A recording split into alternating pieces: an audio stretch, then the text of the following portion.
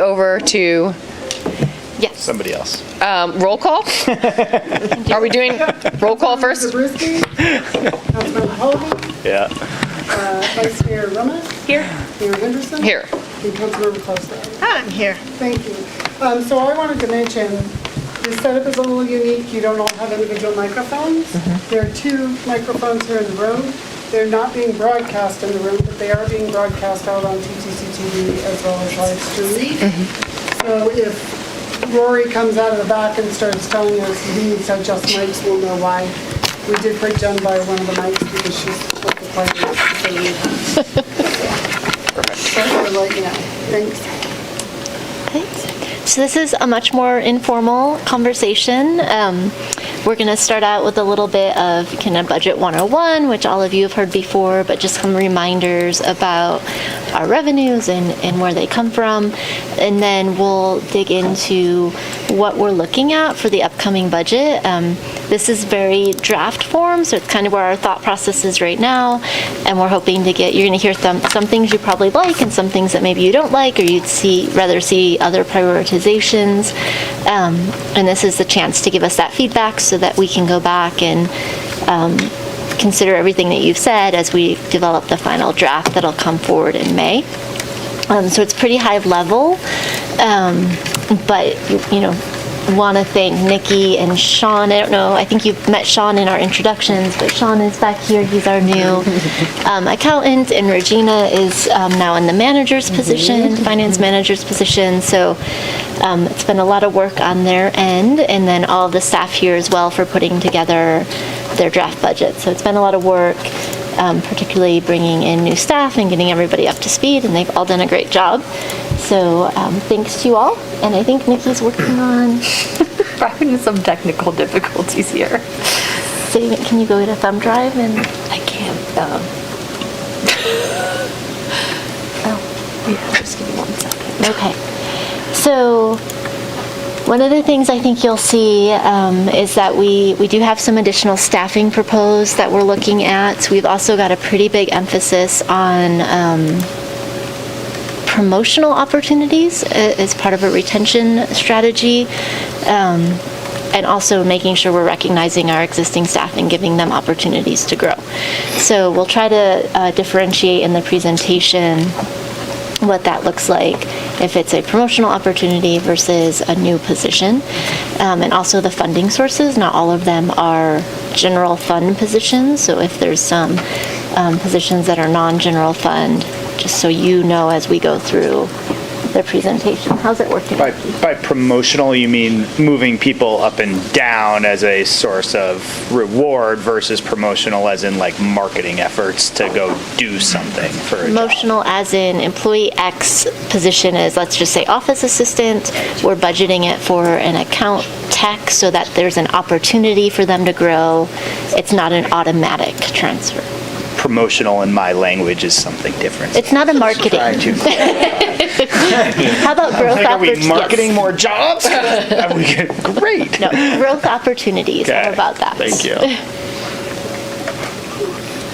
It's saved. It's just Okay. it doesn't exist anymore. Two now. I have all my budget. So are you reading or? No, I was gonna do Okay. So with All the way that, back to 2018, 4119. we're gonna turn it over to Nikki.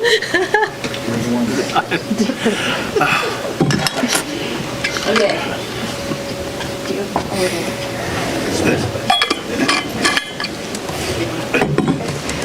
So, we're just going to go through some of our budget highlights and give you guys an opportunity to understand some of our bigger constraints and where we've kind of allocated funding to meet your priorities and get your feedback. Because any feedback you can give us now that we can incorporate into our proposed budget will help us down the road when we get to our May 31st detailed meeting and then our ultimate adoption. So to go over kind of our budget process, in February we met with you all to reaffirm your commitment to our 2-year work plan, and staff at that time was starting to prepare the draft budget. during the month of March, Sean started working for the town, learned all about the budget, and it's accumulated and aggregated all the numbers into a draft budget. And right now we're in April with our initial strategic session with council. This week we're also having our detailed budget review meetings with Jen. So she's meeting with each division head and manager to understand what their asks are and kind of how they prioritize their spending and their staff time, and trying to hammer out any last questions and details. And then in May, we'll have a detailed review with all of you on going through every single page of the budget, any questions you guys have, and if, we need to make additional changes, did we prioritize everything right? And then hopefully we can come to you at the first or second meeting in June with a budget for adoption, because we have to have something by July 1st. So just to give a quick overview of what the budget is, it's an estimation of our revenue and planned expenses over the next fiscal year. We also include 4 years of projections beyond our budget year to make sure that we have sustainability of our current plan, because we want to make sure that we have enough expected revenue to cover our planned expenses and making sure we have enough money to pay our staff over that 5-year horizon, and that our plan isn't going to jeopardize us. So our town spending. About to have a big problem. It's really bad on a leash. You just wrap the microphone. I got it. Okay. So our town spending philosophy, only spend what you need. We have an anti-use it or lose it, so that's common in many governments. You'll see that like if they don't spend money, they're going to lose it, so they may spend it somewhat frivolously at the end of the year just to make sure that they don't lose the budget the next budget cycle. And we have an opposite strategy for that. We don't, every year we reprioritize spending from a high level, so there's nobody's going to lose it if for timing purposes they couldn't get to that project this year. We need to budget it for next year. The unofficial savings from this policy become one-time money in the fund balance, which we use for CIP projects or for designations for contingency, sustainability, workforce housing, etc. Our budget policies are that we will prepare the budget to fund current year expenditures with current year revenue. So we aren't using one-time funding to pay for an ongoing position, because that if it's a one-time funding source, it's going to go away, and so we don't want to fund a long-term expense with something that we're only going to have funding for once. So that may be like the ARPA money. We don't want to start an ongoing operating program with ARPA funding because it's a one-time funding source. So our surplus and savings balances can be used to increase reserves, pay for capital improvement projects, or stabilize services if we're having like one-time issue with our funding. And services will be delivered in the most cost-effective manner possible. So those are just some of our overarching budget policies. Our budget authority, so the town manager holds each division responsible for staying within their division budget. In order to accommodate variable nature of operations, division managers, let's say they can't hire a position, so they bring in a consultant. Although their wages budget might be $1 million and their professional services was only $25,000, they can use some of their wages savings to cover the cost of the consultant. And we do that to give them flexibility to meet their daily ongoing operation challenges. And as long as they're staying within that total division budget, then we're considering them to be within budget. So our goal is to create a balanced budget. Our sources match our uses, and some of our main sources are property tax, sales tax, user charges, special revenues, and grants. And then our uses are funding council priorities, our core services, so public works, building and safety, police, and our ongoing commitments, debt service. So if we've issued bonds, we have to make debt service payments on those every year, and they typically last between 20 and 30 years.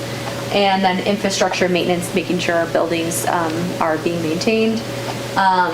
And then we also have to remember that our sources are finite. Property taxes, we can't increase those.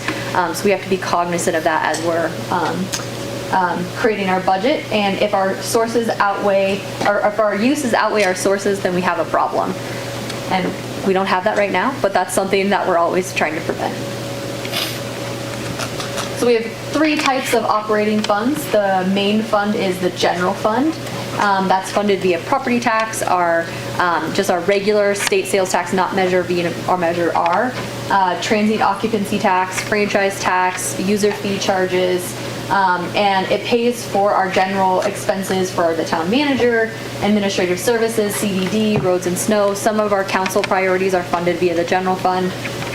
Police, facilities, so it's our main operating fund, and most of our operations are accounted for in the general fund. We do have 4 enterprise funds, and these are more like you would see a normal business be funded, and they're funded by user charges, so that's like building and safety. People pay for their permits and their plan review costs, and then that funds the building fund operations.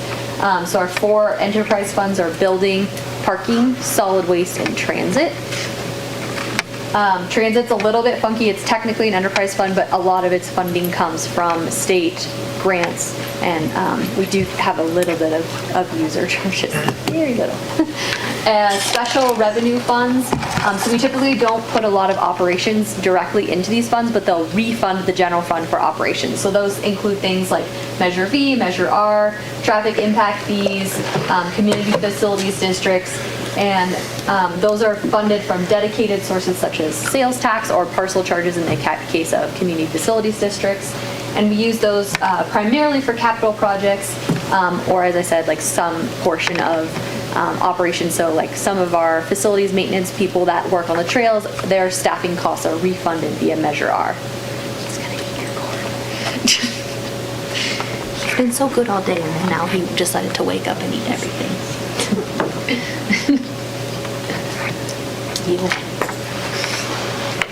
Vicki, I think we could put the food up on the dais and then it's out of his reach if you want to do that.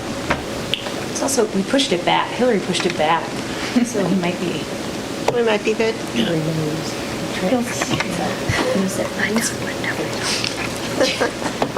So just a reminder about how we fund the general fund. The largest source is property tax, which is $12.7 million for fiscal year 2021. So that's the last year that was completed. Our second largest source is sales tax, and then our third largest source is transient occupancy tax. And this pattern of property tax, the largest, sales tax, second largest, transient occupancy tax, third largest, has been the same for the past 7 to 8 years as I've been here, so it's a pretty consistent funding sources pattern. So just a reminder on our property tax, it's calculated as 1% of the assessed value. So if you have a $600,000 house, that's going to result in $6,000 worth of property taxes. And the annual maximum increase is 2%. So the assessed value can only go up 2% per year, and that's based on the California CPI. Oh, okay. I was like, wait, what? We put last year's fiscal year CPI was 1.036%, and then we're waiting on this year's CPI, for which will impact our property taxes for next year. It takes about 18 months for a home sale to hit our property tax base. So if a property sells, then they can reassess at the sale value. Can we just pause on that slide for a minute? So I think this is a really important point. I think you've heard Kim say in the past the town has never had to make decisions based on like potential revenue income, right? So part of that is because it takes a very expensive project to get a lot of property tax. So if you think about the cost of service for a big development in terms of police or infrastructure, the property tax piece is pretty small, so we're not really making decisions based on the development of a property. We're making decisions based on the community character and need for the town. And the rule of thumb historically in local government in California has been that residential never pays for itself. Yep. So the cost of serving residential development is almost always more than the property tax generated by it. Well, and within that same vein then, we haven't really changed our increase in property tax ratio and percentage and projections, at least during my term, versus now that we're finally hitting that sort of 18-month horizon of fairly significant increased home values and significant transactions, are we going to start to see maybe a slightly more aggressive revenue income projection over the planning horizon? Because we're starting to get there, I think. I mean, and I think we were prudent in the past, but maybe time to be slightly more aggressive. So we worked with the Nevada County Assistant CEO, Martin Pohl, I think it's to kind of look at where they're projecting, and we took their projection and we projected a little bit higher than them. We do that projection based off of the transfer tax. So the transfer tax is essentially when a property sells mid-year and the assessor reassesses it, then that's the extra amount that the new owners owe on top of the previous year, because they assess in January of the previous year for the next fiscal year. So it's like kind of a timing difference. And so if your transfer tax is going up like 7%, then you would say, probably my property taxes are going to go up some amount. So based on those conversations, we're projecting a 5.5% increase in property tax for fiscal year 22-23, which is pretty aggressive. I think last year we did 3%. So something that's sort of protected the town over its history and helped maintain its fiscal sustainability is that we budget for revenues that we can reasonably expect to get. So certainly we could budget really high for property tax, but it may create problems for us if we budget for 7% and let's say we only got 5%. And I wasn't saying we should be like blowing it out of the park, but we've been we've always hit our income levels, at least in our term, right? And We've always exceeded. That's what I mean to say. And so just getting to a point of a little bit more reality, I think, was more the point. But, I think 5.5 over 3, that's healthy. I think that's fit, that's safe at the same time.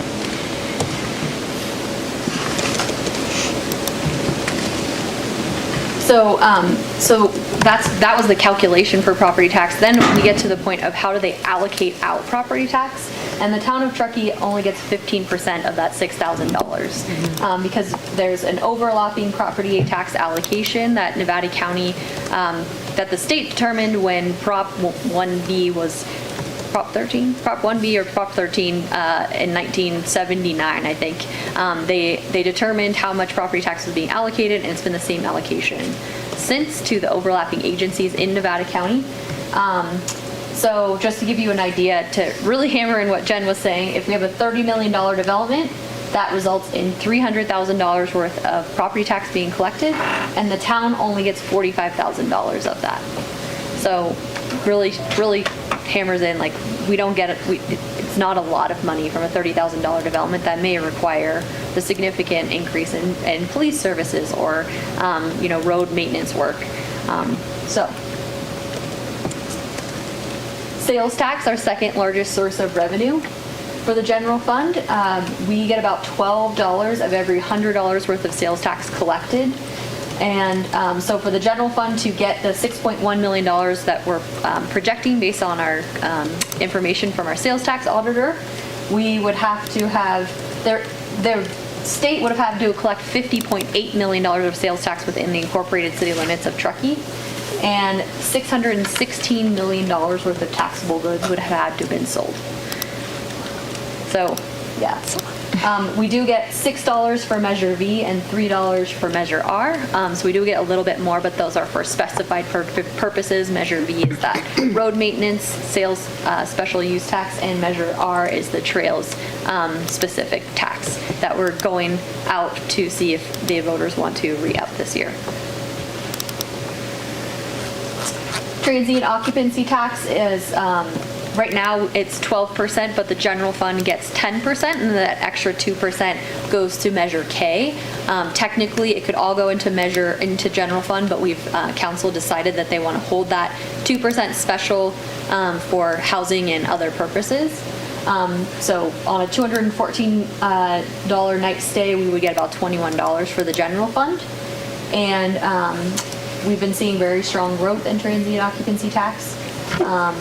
These are our it shows our quarter ending December 31, 2021 results.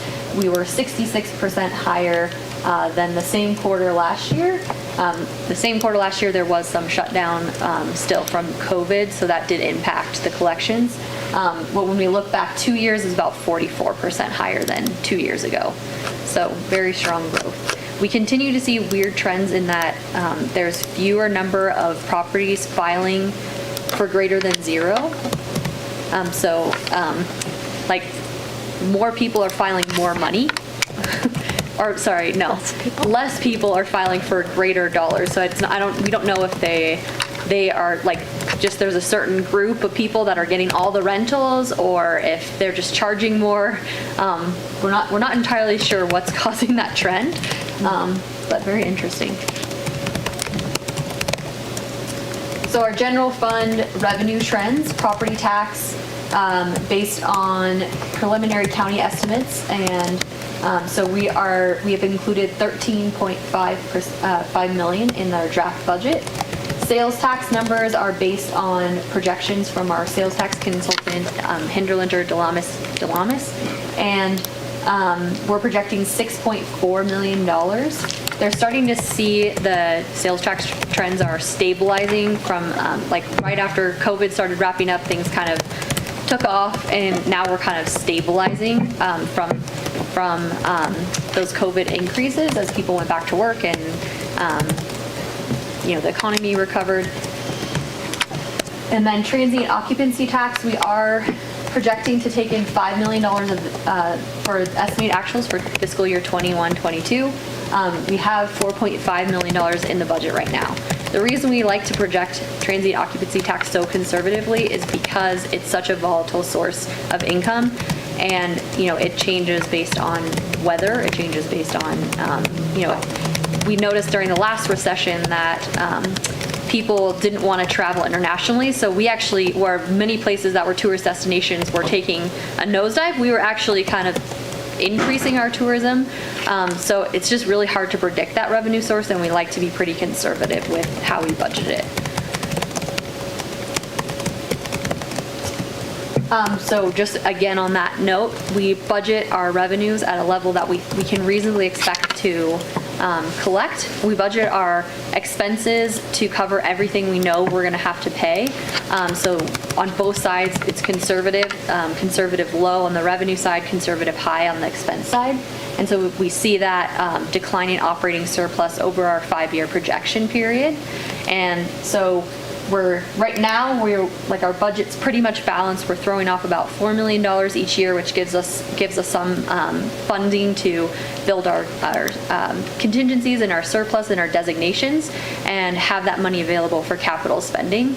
If we make any significant increases in our operational expenses, we do have to think about that one in, one out mentality.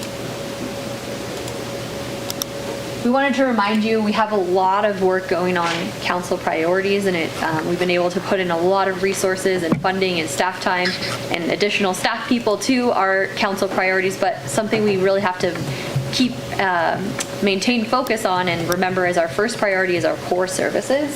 And that's, everything from Judy's team running the council meetings, to road maintenance, to snow removal, to our police operations and animal services, and information technology, and our planning and building and safety team. We have about 130 full-time equivalent positions budgeted to our core services, and a $26.6 million operating budget, and that's spread over not just the general fund, but our building and safety fund. But just to give you an idea of how significant that is, so just keeping that in the back of our minds as that's one of our main priorities is maintaining those core services for our community. And also, we wanted to remind everyone that the comp and class study is still happening. We did not include any adjustments or projections since we don't have any results. We didn't feel like we could incorporate any results from the comp and class into our budget and operating expense projections. But it is something that is coming down the pipeline, and we are going to have to work with our employee groups on how we implement that. and what's feasible. And so that may result in some changes into our budget projections as we figure out what those results are. We're hoping to get them in the next couple of weeks and then finalize shortly after. So you're not just going to take an estimate of 15% and tack it right on? It's We really are hard to say. We are not. Really? Well, because if we get to a point where the increase would be unstable for the general fund to just take on, then, we'd have to look at creative options for how we would implement. And it's hard for us to predict what the results of the comp and class are going to be, because some positions, they may move down on the salary scale based on what the market is costing them out as, or some positions may move way up. So it's really hard to know without kind of getting that full picture.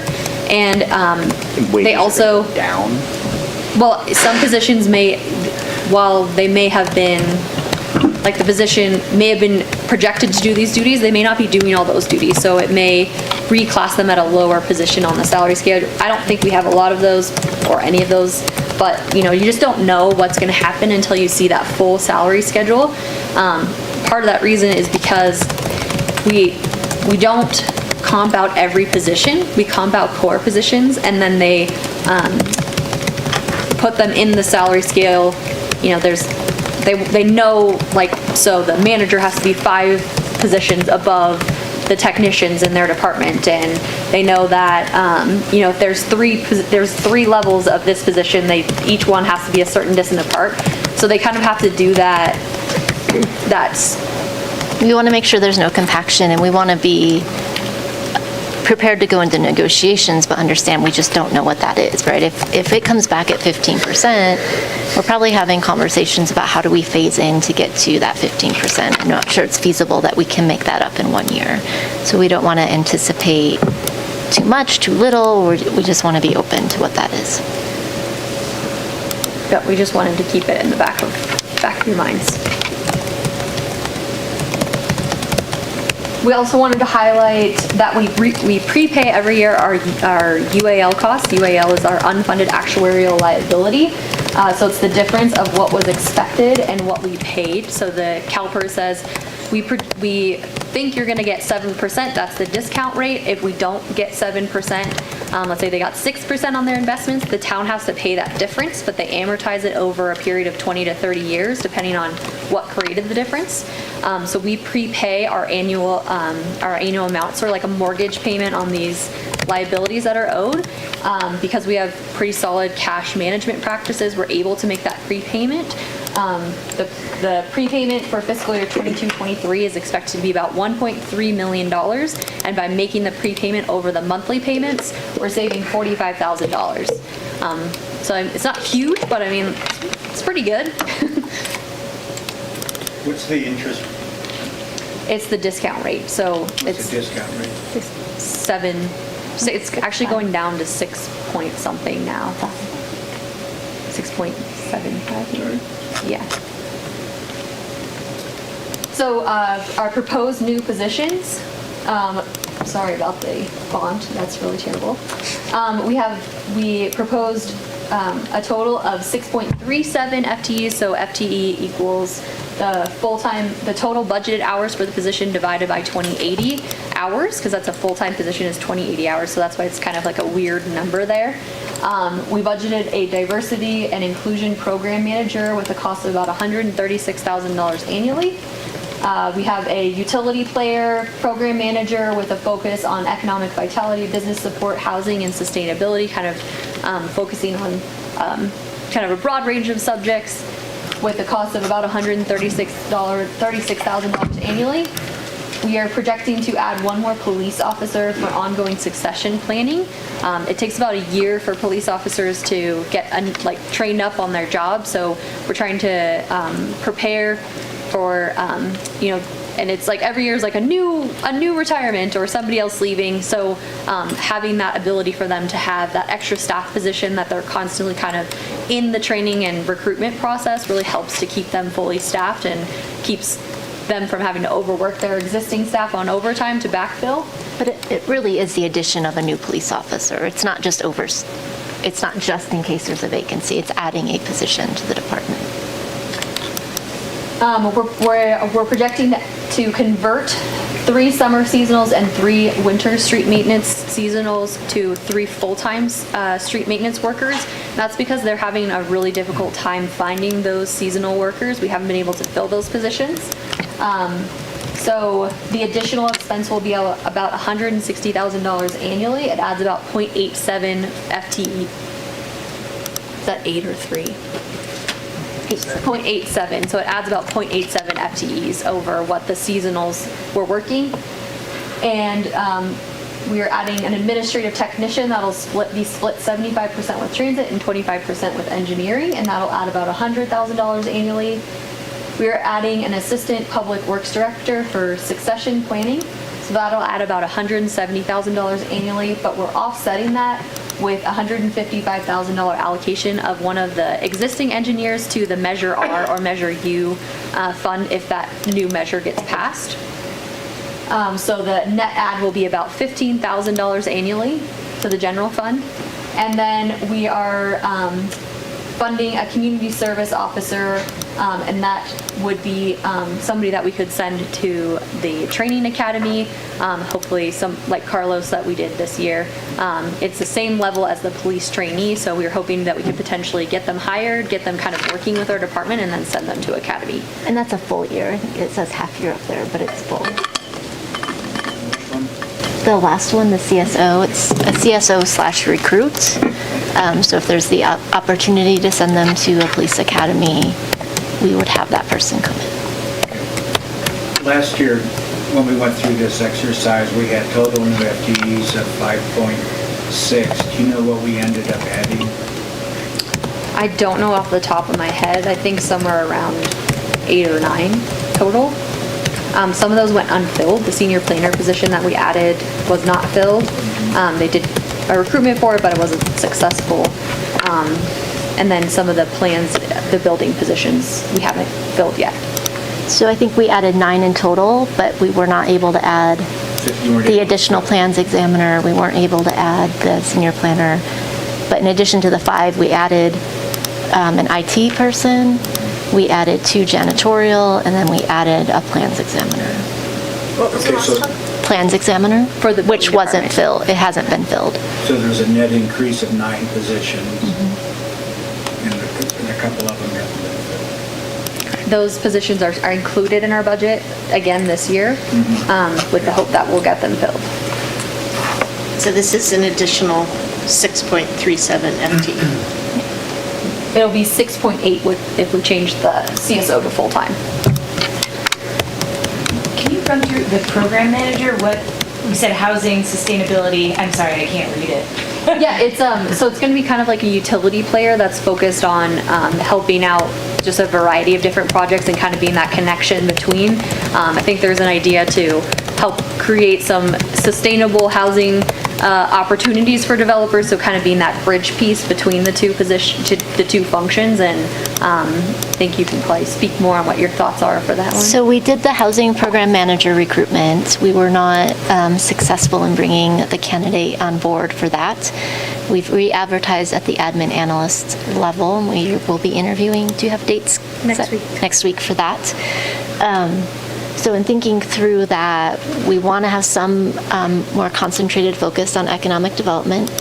Housing is linked to that, of course. So a utility player, we don't have the job title really defined at this point. We're still working with the comp and class person on that. That can assist with economic vitality, but also assist in the housing world and the sustainability world, and kind of lend some additional, it would be under Hillary, so lend some additional support to her, free up some of her time. We made Hillary department head and gave her like 2 people to do work and didn't take anything away, but added on about 4 council priorities to her. So we're trying to give her some more support in that This is a really sort of broad cross-functional role. Yes. Intentionally. It's not Intentionally, pigeonholed into any one. Yep. Yeah. Yep.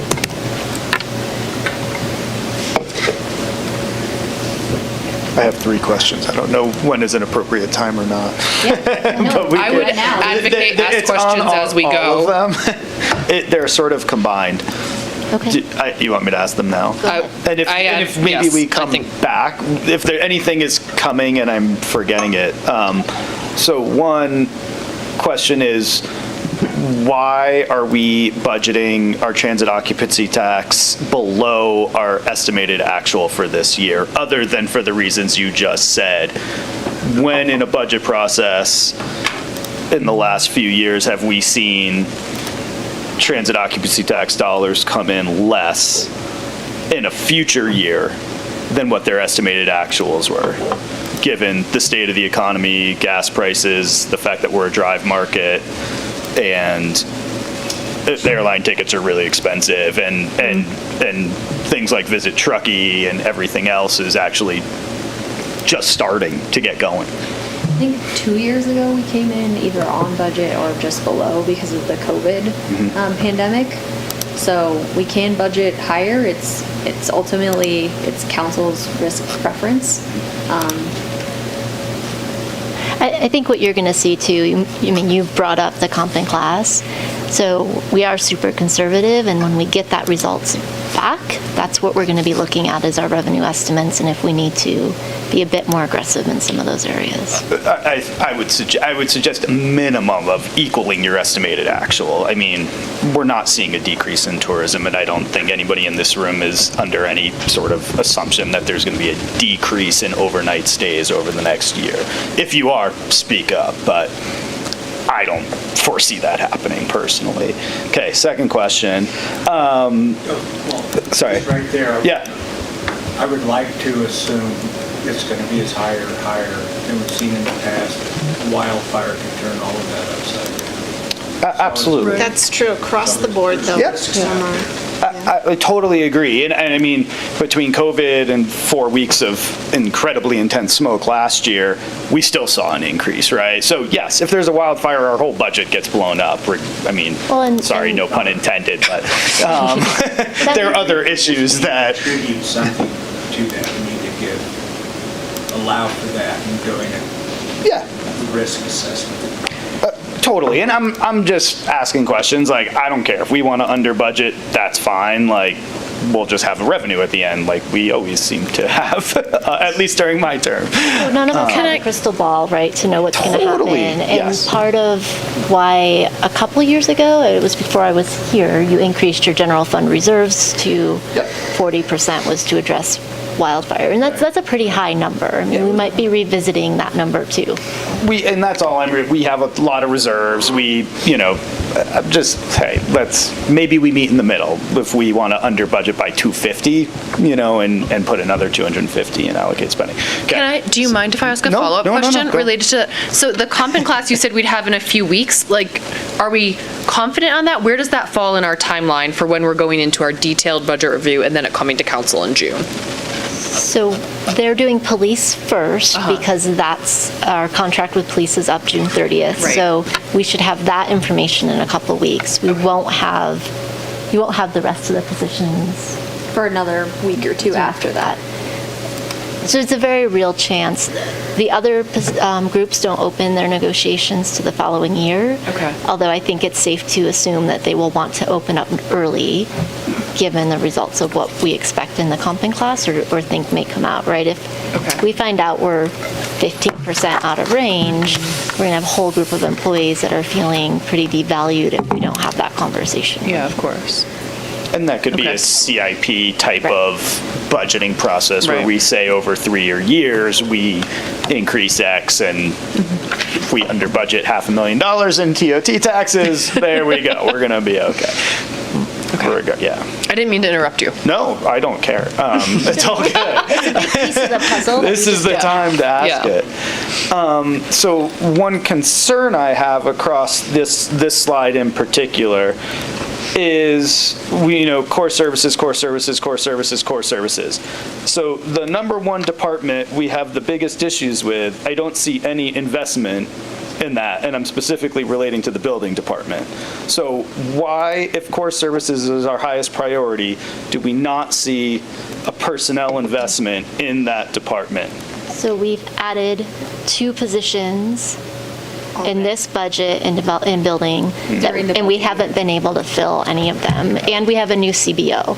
So we want to get those positions filled. We're actually, the comp and class, what we do know is reclassifying some of those positions. So it's a building inspector / plans examiner. So that might change what our needs are.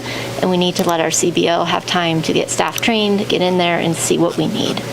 I get all of that, but at the same time, we're piling more and more programs on Hillary over here, and so now we're going to hire more people. So instead of sort of adjusting back to what our capacities are based on our personnel levels, I don't see that balance right now based on what's being presented to us. So what might be helpful for me when we get to our next budget meeting is a little bit more detail on what we're doing personnel-wise, specifically to support our core services. Because I see some core services here for sure. I see also, assistant public works director. I understand why we're doing that, right? I understand the maintenance folks, I understand police, those are really easy. What I guess my concerns continue to be is the weight of council priorities to core services and making sure that we're just being fair to our core services at the same time that we're increasing our investment in council priorities. I think some things we didn't talk about are, we have some, like in building, we have a temporary position that's being filled by a retired annuitant that's helping them kind of cover some things right now. We don't really consider that like an ad, so we didn't talk about that here.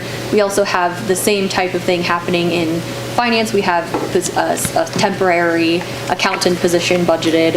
And we don't have to necessarily go into, I think that's just more information that I would like to see as we head into the next budget meeting. Like, you don't have to give me the list right now. It's totally okay. And I know we have open positions, but what's not jiving for me is seeing this slide in isolation without knowing what we're doing for a housing program manager, right? Without knowing that we have 3 positions or 2.5 positions unfilled in the building department. So just a little bit more framing of how the investments are going and where they're going and how we can just make sure that we're making the right, because, and then my third question would be, I would also love to see as part of that a job description for what a diversity and inclusion program manager will actually do over the course of a year.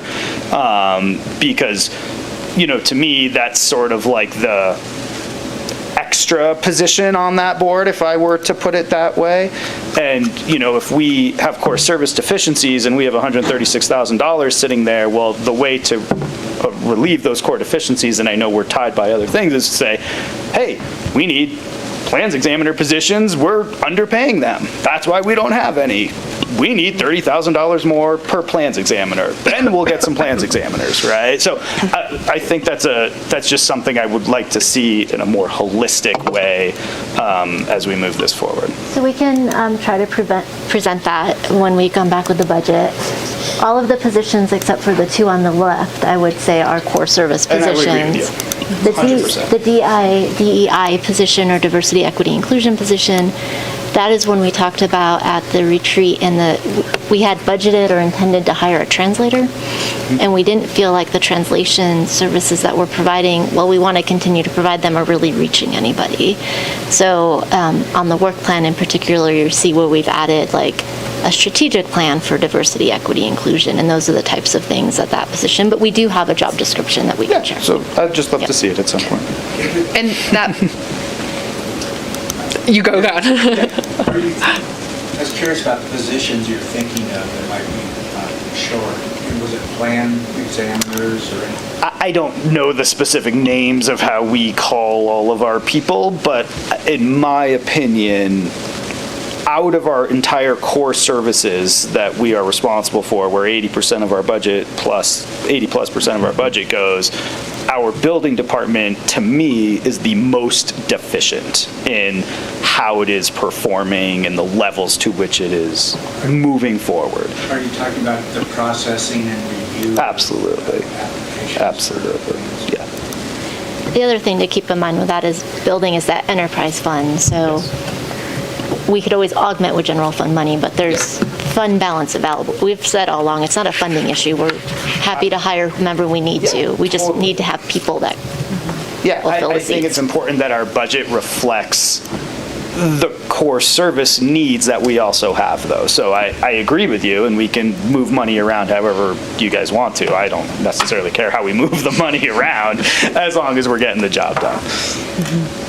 And I do think Hillary needs a lot more help, just to be clear. I'm not taking away from that. She could probably use 2 more people up on that board, to be honest. So I would also support getting Hillary more help. So, Jan, we've had a comment from a public member that it's tough to hear you, so we'll have you project a little louder. I don't need to sit next to a microphone, probably. If you want to switch seats with me. We also could probably maybe move that one a little bit closer to. I'm totally happy to switch on if you want to switch. I don't care. I'm just happy to hear somebody wants to hear what.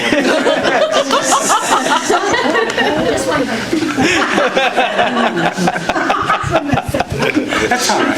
It's only one watching. It's all good. It's a start. Okay. I'm closest. Last person that needs to be. Any more questions on this side? Or thoughts? Charge ahead, my friend. So just to give you an idea of kind of what we are projecting in terms of the cost of those new positions, we are projecting that over the 5-year general fund ask will be about $3.033 million. The transit fund will, I did not put a total, but it'll be increasing from $75,000 per year to $93,000 over the 5-year projection period. And then the 5-year total for the total new ask will be about $4.297 million. Obviously, the Measure U funding is dependent on Measure U passing. And the increase in cost is our projection of CalPERS increases, our current pay for performance and cost of living increases that are contracted in our MOUs, as well as a 10% projection increase in healthcare costs, which recently we've been meeting every year. So that accounts for the increases year on year. I have a question. Yeah. Is the transit funding all going to the Assistant Director of Public Works, or is some of it going to some of the proposed seasonal employees? That's actually for the new admin tech position. That's going 75% to transit and 25% to engineering. And that will be funded from the transit sources. So they get a bunch of state funding, and Alfred can talk to you more about what those funding sources are, but. Yeah, it comes from Transportation Development Act funding, which is state funding, and then federal grants that we also get, and then partnership funding also. So the budget right now is about 1.7 million, so just percentage-wise. Yeah, and then it would be shared. We split out some hours and tasks and everything, and shared between engineering. Right now it's 0.5 FTE that's shared right now with Fleet and myself, so it pulls somebody over to be within engineering and transit. I think, Lindsay, the Measure U money would be an allocation of an equivalent full-time person. It's not one designated position, but of all the engineers working on trails, the equivalent of one position would be funded through there.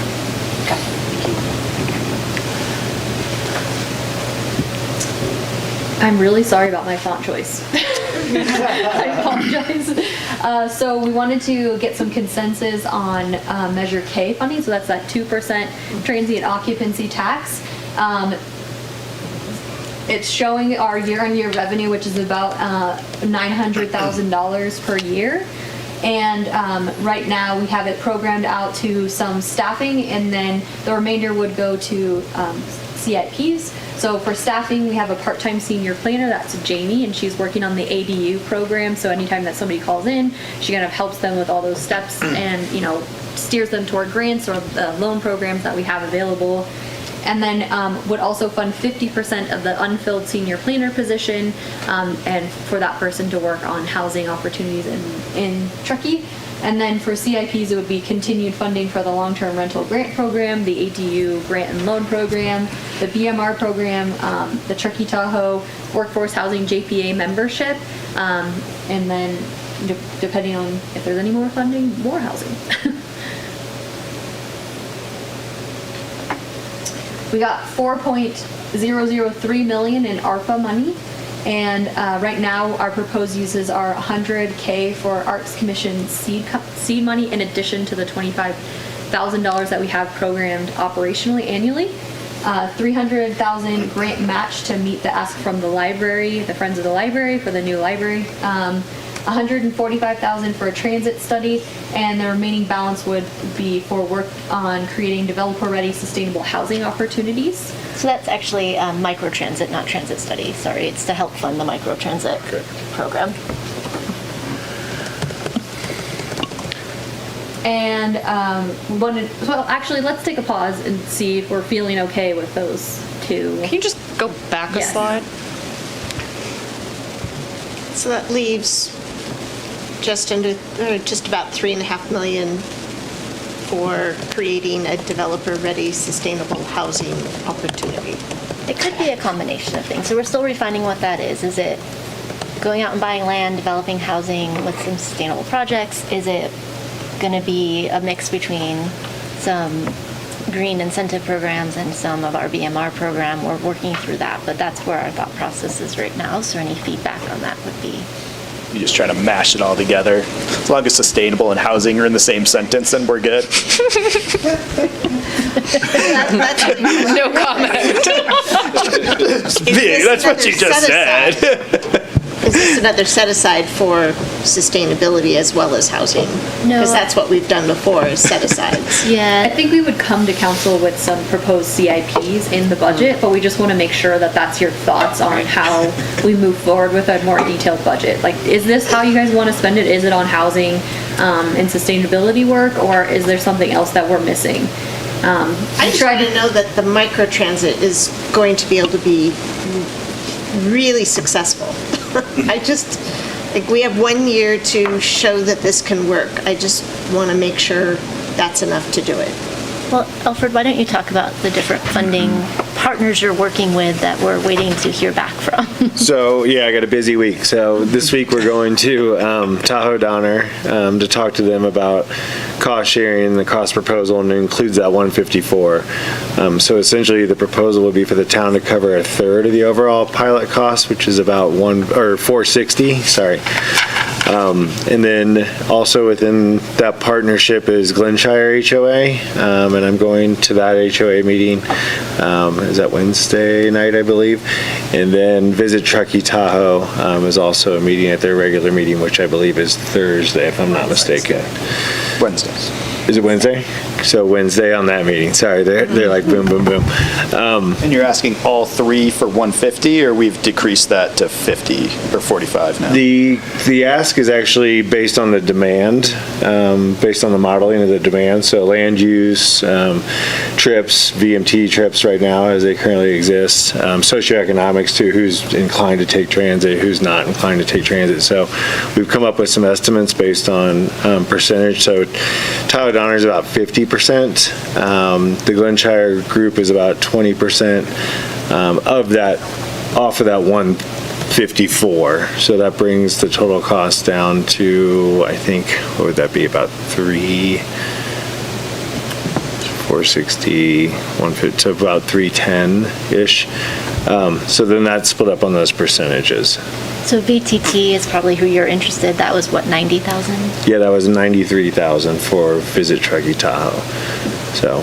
And then you're inquiring with the hospital to see if they want to provide some support. Correct. So we talked to the hospital last week. Ted provided that kind of a ballpark figure of about 25 to 30 to their group also to offset some of the. So if we got additional funds, that would be offset amongst all the partners as well. Similar conversation today with Kevin Smith over at the airport as well. So yes, the goal is for it to be very successful and I think what you're asking too is to make sure that it's not underfunded, hopefully also, and that's the level of service we provided is from 10 in the morning till 10 at night, which we feel is a very robust pilot, honestly, with response times of about 15 to 25 minutes based on the level of service for the vehicles as well, which is in line with the TART Connect service and what the expectations would be of the user. So we do feel like we have a pretty good, or very good program that would demonstrate the goals we're trying to achieve and make sure that it's attractive, it's convenient, it's reliable. One of the things we want to do is make sure we do it this summer also, because that removes some variables such as weather and those types of elements that we can take out of the equation to get a good baseline as well. So,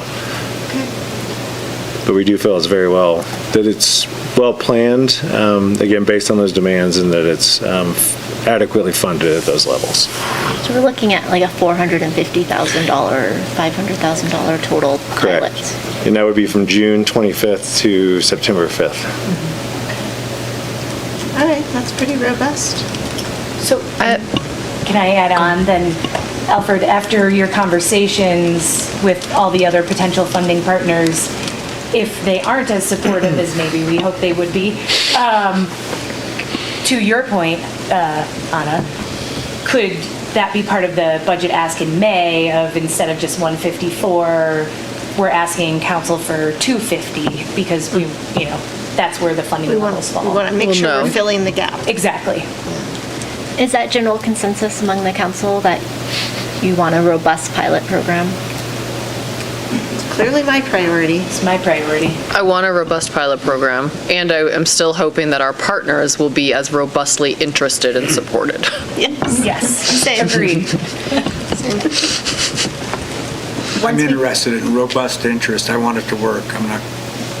So once we have feedback, we'll figure out what the funding is if we understand what our partners are willing to. And that's where maybe you'll see adjustments in this depending on that. And then you'll have some idea on the CIPs for the other 3.5 million. We'll have those defined more if we're generally interested in some kind of demonstration project, or if we determine we can't make that work, then you would see it shift back to some sustainability, grant incentive opportunities, or some combination of housing, whether it's our BMR program and funding through that, or some other housing program.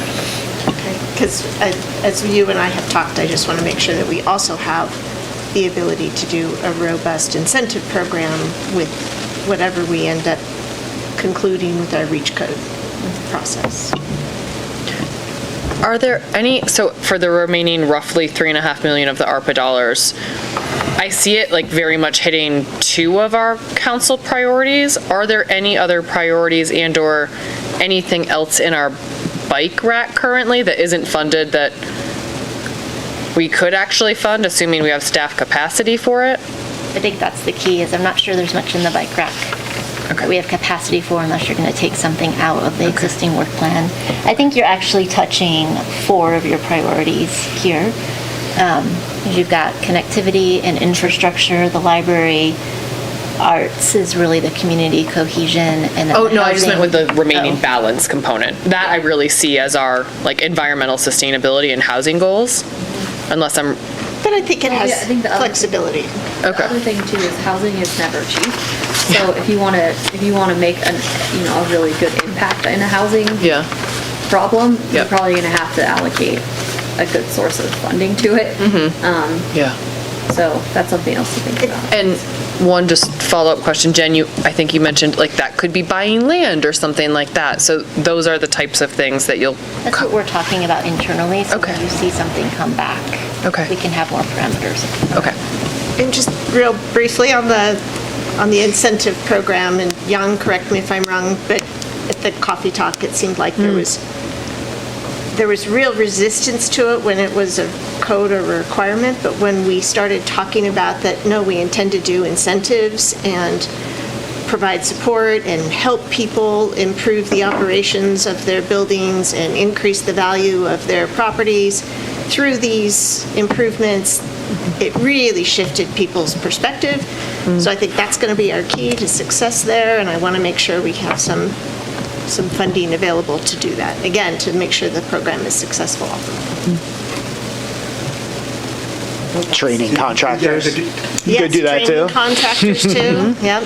Can That you would be go another good through one. what this library grant is as well? Is that just a match? I'd say devil's in the details. I know the general consensus is we should always do incentives first. I subscribe to that, but And, right, yeah. incentives But and. sometimes you need prescriptive. In the best, under the best circumstances, you do incentives first. It's how do we hit our targets? Right. And it might mean prescriptive as well as incentives. I can't tell you what. That's part of the process that we have yet to go through. Yes, we'll get into those details. So question on the library, there was public comment that you received, I think a letter both from Nevada County and the Friends of the Library requesting, it was attached to the agenda? It was. I I didn't see any public comment. Because it came in before the agenda was published, so it was attached to the agenda? It was actually emailed. Email? Oh, okay. It's saved. I haven't seen any public comment on this meeting other than Deidre Henderson's comments. Sorry? The only comment I saw was Deidre Henderson's. Yeah, me too. It's in the, I think it came, actually, I think it came before the publication. we'll resend it to you. Yeah. But we have a request from the Friends of the Library and Nevada County to contribute $300,000 as matching funds for a grant that has been submitted to the state. The grant total is 1.3. 1.2? I think Total? pretty close to 1.3 Yeah. million. Nevada County would be committing 300, the Friends would be committing 300, town,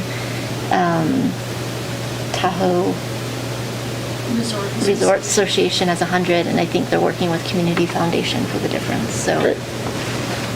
So that request, just to be clear, right now, we have a CIP on the library that's for $140,000 that was added last year. This is a request in addition to that $140,000 we have budgeted in the CIP. And I'll just say, because I've been in a lot of those meetings, this to me is really an opportunity to leverage $300,000 into potentially a $2.6 million grant if the grant is actually awarded.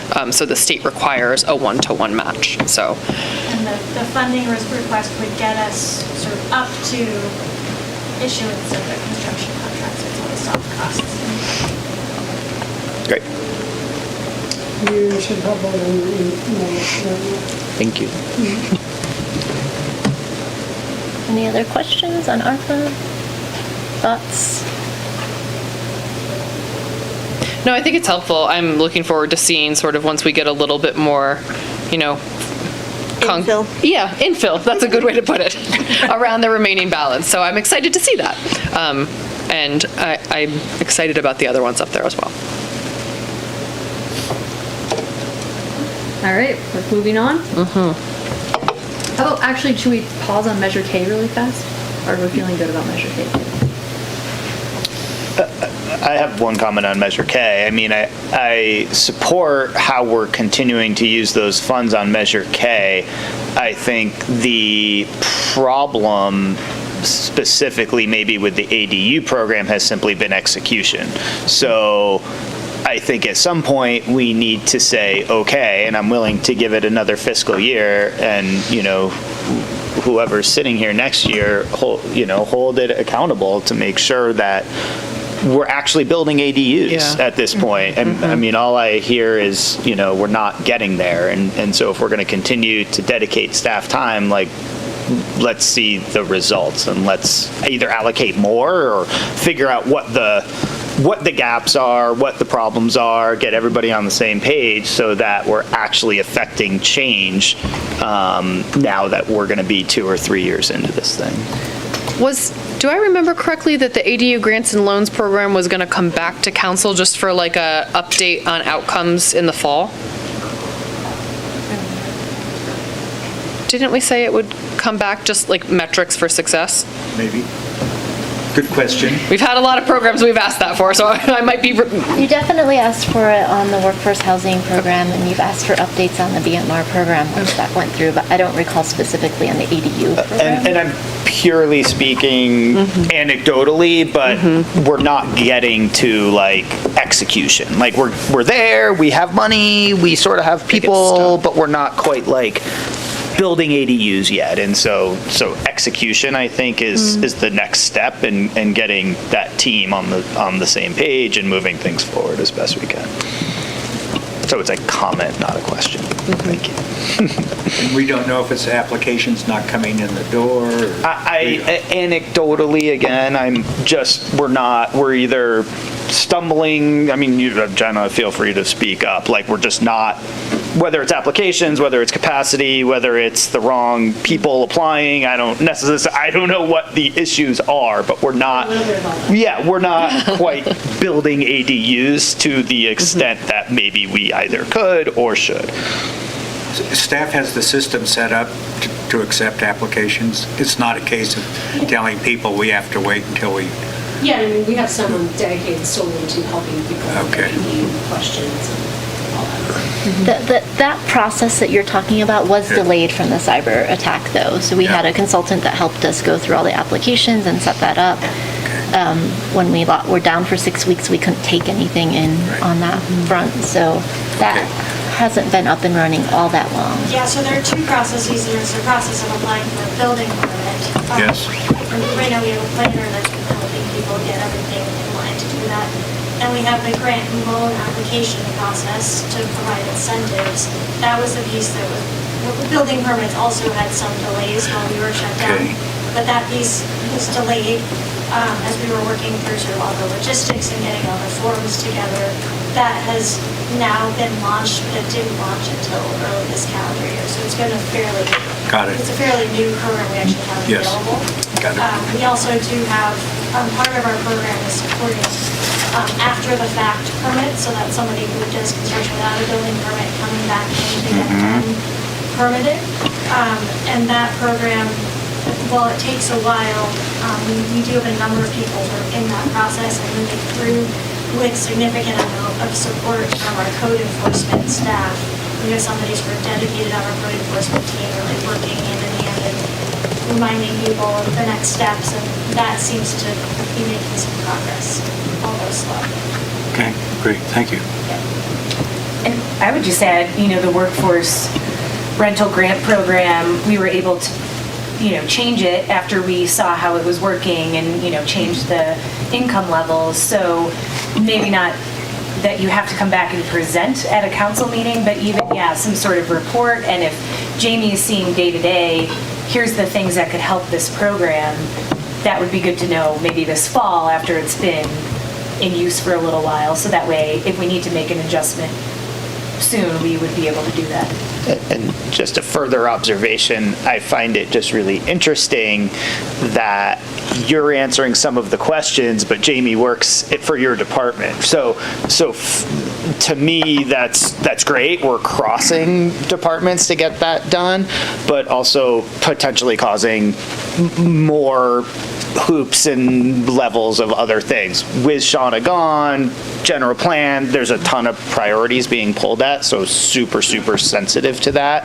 But not, just making sure we're all on the same page, moving things forward in the priorities, that they've sort of been determined, right? And I use tenant improvements commercials like, hey, get these done, get them out of the building department as quick as we can, right? Like, do we need to do that with more things, from a support perspective? And do we need to start to triage if we're going to continue to have fits and starts? Observation.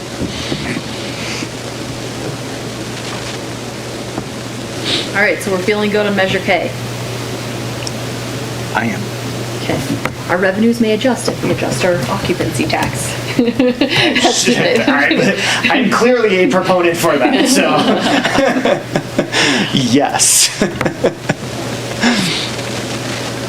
So we wanted to highlight this project, it's because it doesn't really fall into a priority and it's not really under one of the topics we're going to talk about, but it kind of is a a pivot away from how we've kind of always approached access to town hall.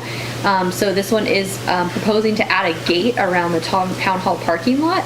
It would be funded, we have some money, some flexible spending funds through our insurance program that we have to use up, about $275,000. And so this would mean that we would have to move the cardboard recycling containers and the compost bins, and Keep Truckee Green is thinking about, where would those move to? And we've also had initial conversations with the airport about cost sharing to finish the fencing along their edge, but it would increase the safety of our patrol officers, especially who are here on night shift. Right now, there's just open access, so anybody from the public could theoretically just be, standing by their car waiting for them in the dark. We haven't had that happen, but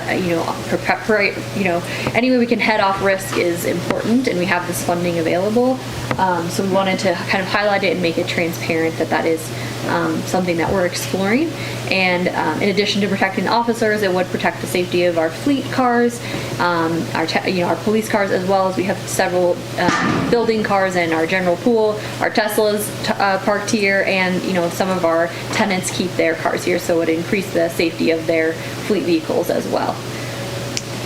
And so this isn't just because we have this money. There's a definite interest and need on the public safety side, but also the town side as well. Some employees don't feel particularly safe walking out at night, like after council meetings or whatever the case may be. And I'm sure Danny can speak more on the public safety side for his team. Yeah, in the past we've had patrol cars stolen. We've had individuals get into the back seats of cars. Granted, they were left unlocked, which shouldn't happen, but nonetheless, it happens, right? So there's that, and the cars going by. This is a busy little roadway right here, and with our fleet right there, it just presents some challenges. And I think overall safety and security would be ideal. And where are these funds coming from? So through our insurance, if they don't spend everything, or there's return of, there's unused workers' comp, they've been accumulating this over the years. And we were under Parsac JPA, and Parsac merged with Remith JPA to become Sierra JPA, and so now these funds, we have to use them up because the organization doesn't exist anymore.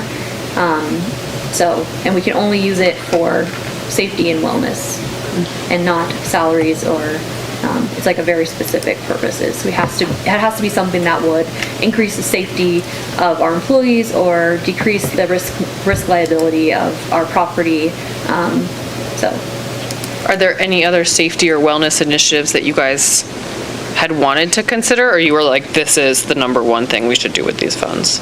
We used some of it to create a gym over at the public works here. Right. For those employees. They've been asking for some, because we have the small gym here, and they've been asking for something similar over there. So I think that used about $15,000 or a little under $15,000, flooring and equipment. And we had somebody on site who's a trained CrossFit trainer, level 2, who designed it and purchased everything. Yeah.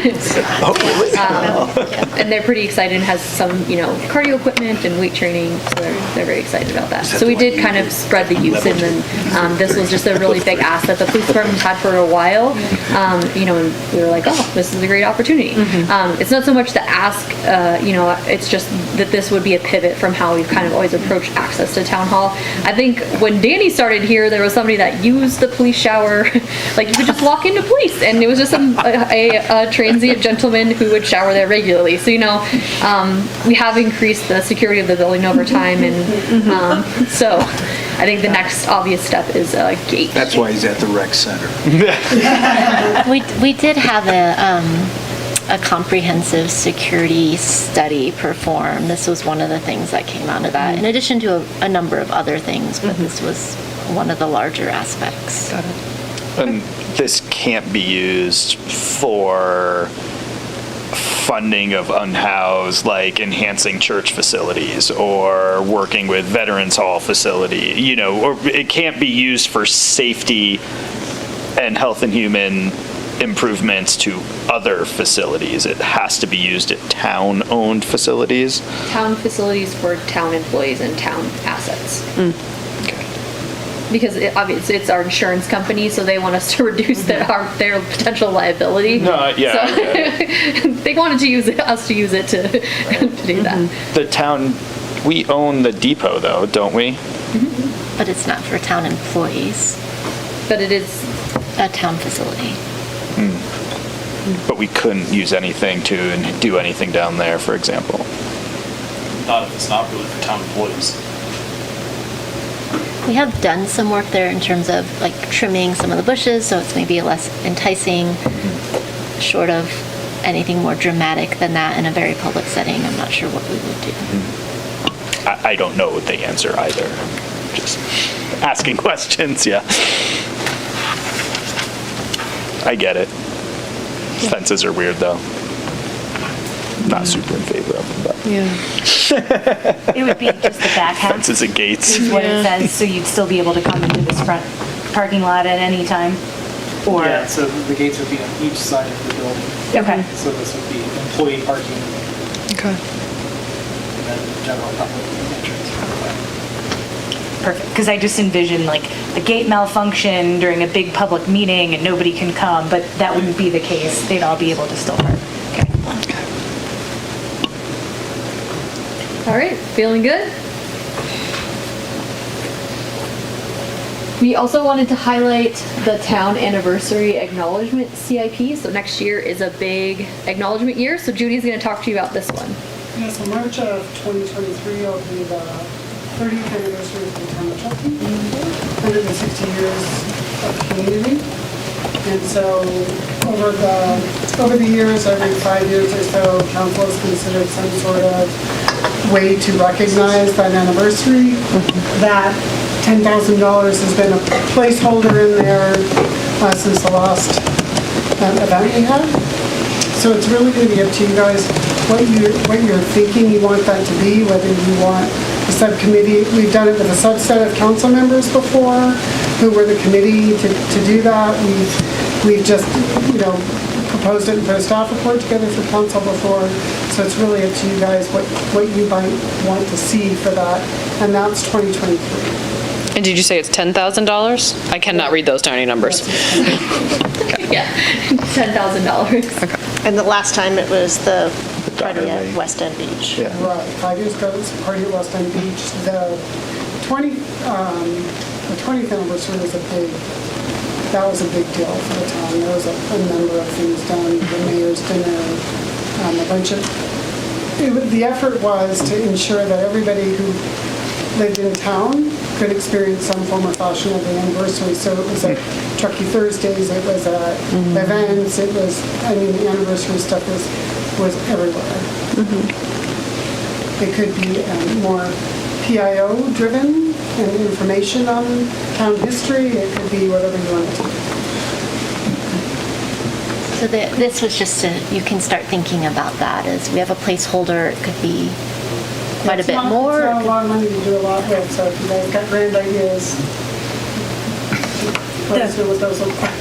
For the party at the 5 years ago, was that, What was yeah, the what was budget the for budget for that? that? I think we ended up spending about $35,000 on it. Okay. Right, but we door-to-door got donations from a number of places that offset a considerable amount of the cost of that. So there was a lot of donors that donated to put that on.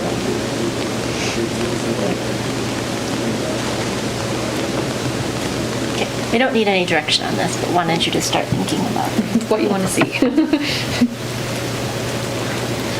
We wanted to quickly touch base on the solid waste rates. We are projecting a residential annual increase of about 7%. They are noticing the 7%. And do you want to talk about those? Sure. The rate increase is based off of a number of specific indices that are listed in the franchise agreement. And as with many costs we've seen over the past year, not just within the town, but more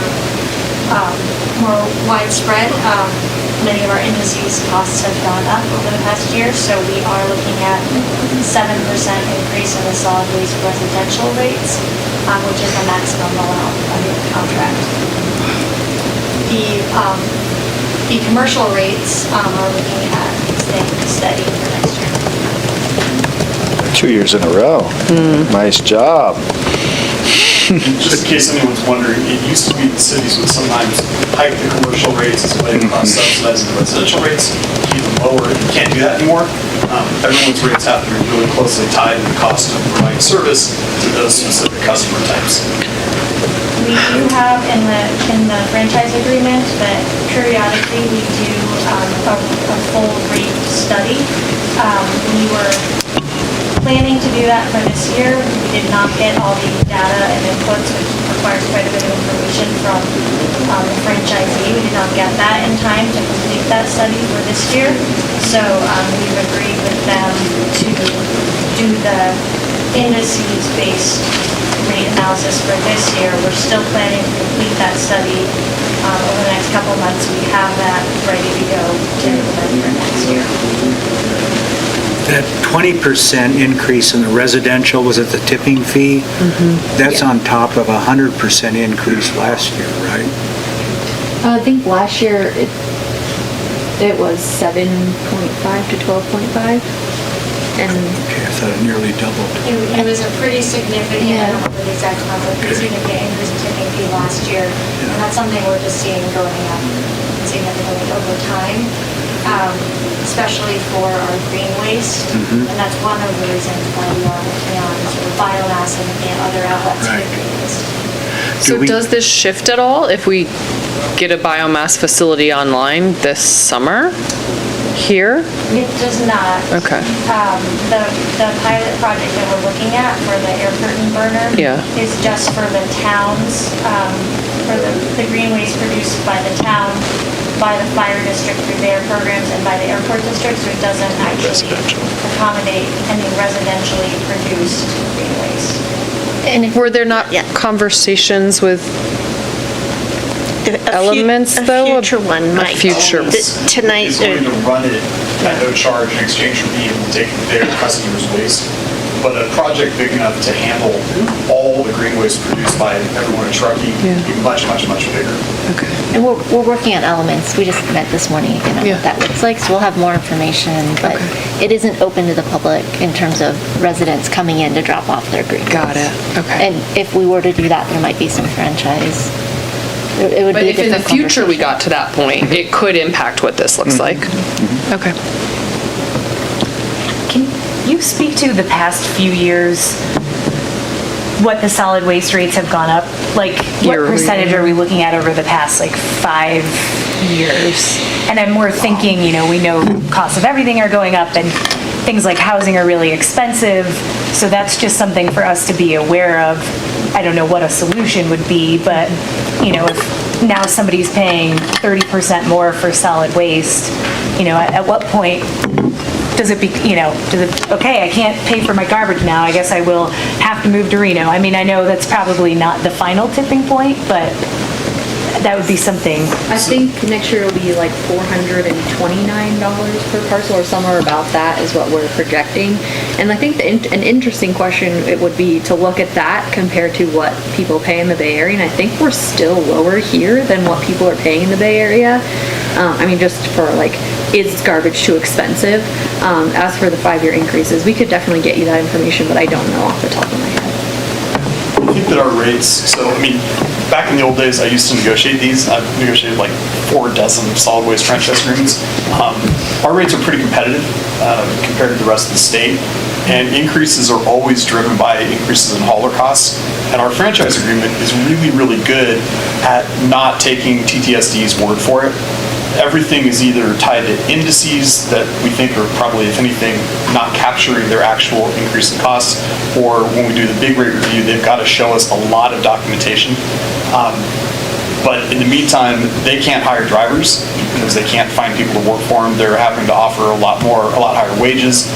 Everything is is more expensive. Everything they have to truck out of ERL to any place else has gotten way more expensive than it used to be. So even though the rates may be a little bit eye-popping and people might be complaining, they're legitimately, I think, based on the cost of service. It's just trash is getting expensive. Hence, we gotta produce less of it. That would help.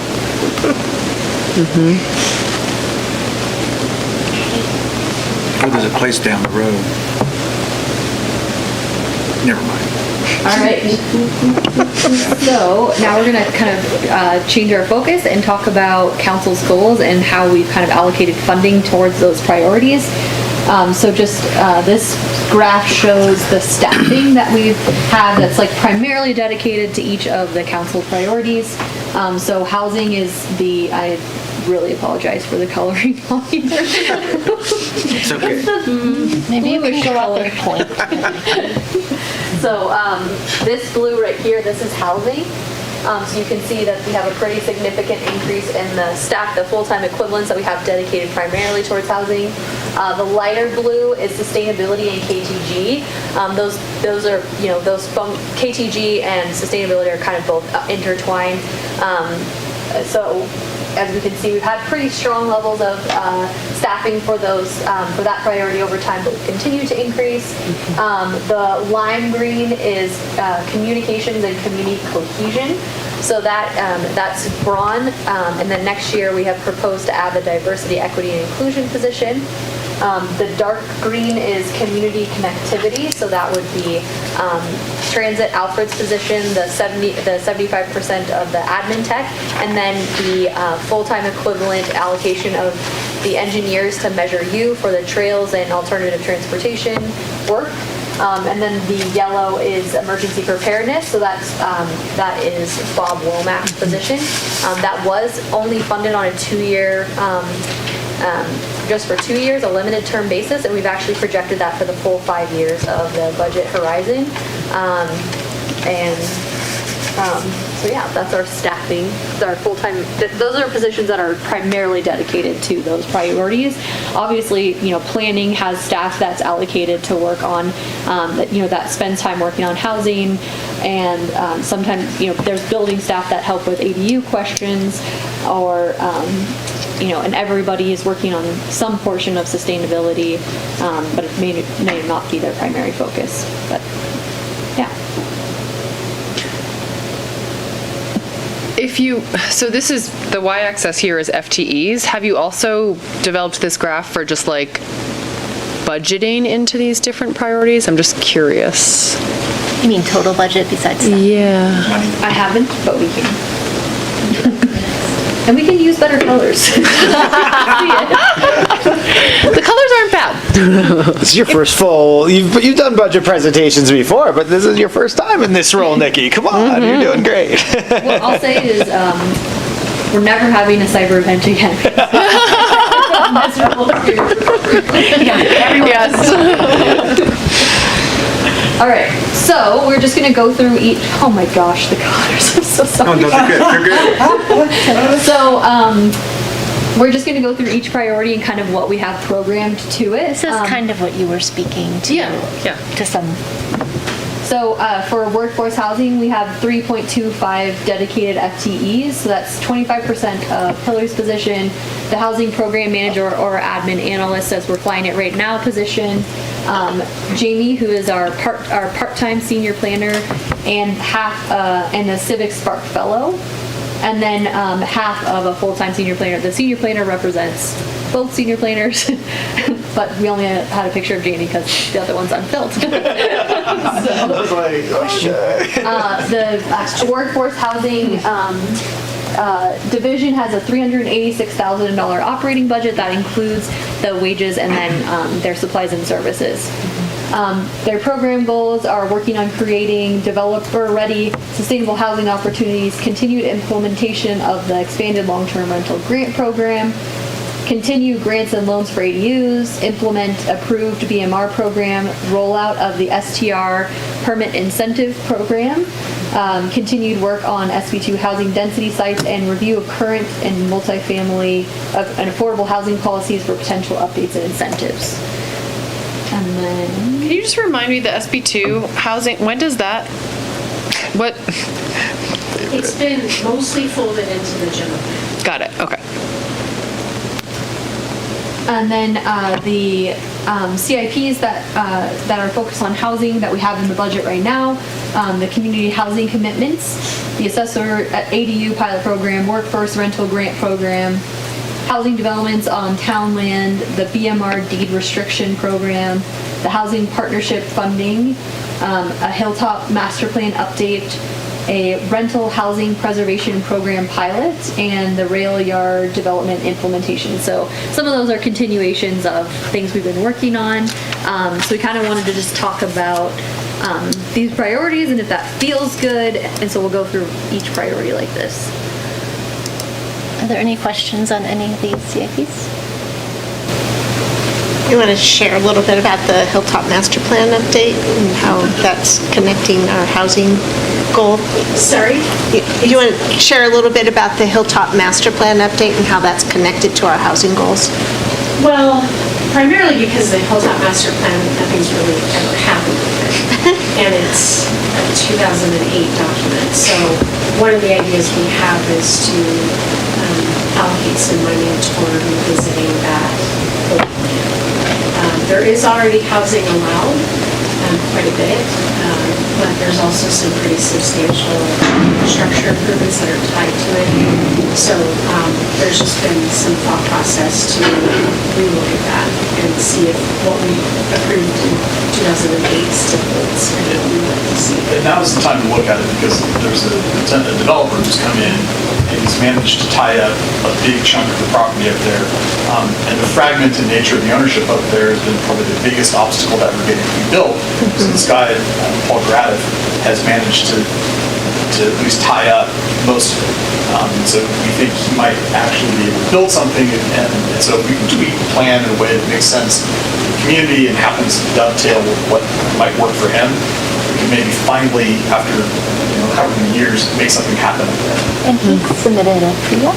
He's submitted a pre-application, just asking questions about the current plan and what he could or could not do with the current plan. But we've also told him that we've been kicking this idea around as well. Okay. But it's probably the most optimistic I've been in 10 years about something happening. We'll see. Any other questions on any of these? Do we have a place, I think the general plan would obviously fit under there, fits under so many other categories as well. In terms of some of the overlay districts, some of the things that have been tossed out in previous meetings, does that necessitate its own call out, or is that assumed that things like that are going to get fleshed out within the grander general plan schema? We're hoping that the sort of workforce housing overlay would be fleshed out as part of the general plan. That's probably the top priority. Other things like Hilltop, it's under there. I mean, there is a viable plan. Like Andy said, it's been some of the dysfunction of years resulted in it. Yeah, I guess, and if you go back to the slide before this one, and this, I think it captures quite a bit of it, but really personnel is one of the big issues that's preventing some of this from moving forward at this point. Would that be accurate? Yeah. Maybe we're on our third cycle of trying to find a senior planner. Yeah, no, I get it. We're on our second. Yeah, so at what point do we start to course correct or change course and figure out what's next? I guess I need to understand. What's that? I guess I need to understand what you mean by that. I mean, how many times are we going to look for a senior planner? If we can't get one. We've been trying different strategies each time. Right. I mean, for the CBO, it took us a while, but I think we're all incredibly excited about where we ended up. So it did take some time, but we found somebody who not only wanted to be in Truckee, but has a ton of experience and is like jazzed about the problems that we're having. So, I think sometimes it's challenging to find people, but I think, we keep tweaking how we're doing it. For the Chief Information Security and Technology Officer position, we tried a different marketing strategy than we've tried before, and we felt like we had a pretty successful recruitment. Let me maybe be a little bit more clear. I'm not opposed to waiting and continuing to recruit. I think at some point, if we're going to continue to be person deficient, we have to triage programs. And we have to make priorities. We can't spend 5% of our time on 20 things. We have to say, hey, we don't have a freaking senior planner. We've been trying for 2 years, okay? Here's what we need to do, and here's how we're gonna course correct, right? So I understand, and I'm patient, and we should continue to try to find a senior planner. But we can't go 2 more years by having the same number of programs on the board and splitting our effectiveness so broadly. Are there programs that you feel are a higher priority than others then that you prefer we focus on? I would say that for sure, but I think it's not the appropriate time to do that, maybe. And I think we need a larger breadth of understanding of what's legal and what's not legal, and what we can do with certain things, and how we do prioritize different. Some things we have to do, right? Some things we don't have to do. But the sense I get is we're having trouble filling positions that require a certain level of education and expertise. Precisely. So maybe instead of cutting programs, we should be looking at training or apprenticeship programs. All of the above, right? Or we take the staff that we do have and we say, hey, in the next 12 months, we have this staff. This is what they're really good at. Let's bust these things out and try to amplify them rather than spreading ourselves too thin. I don't have an answer, and I'm not suggesting we have to sit here and debate that at this point. I'm just trying to be clear that if we're going to be person deficient, we can't continue to spread ourselves so thin that we can't get anything done, because it creates unrealistic expectations at the community level and in this room. This requires a longer conversation. Absolutely agree. I'm hearing that we have a problem filling positions, and I don't see the connection to eliminating programs.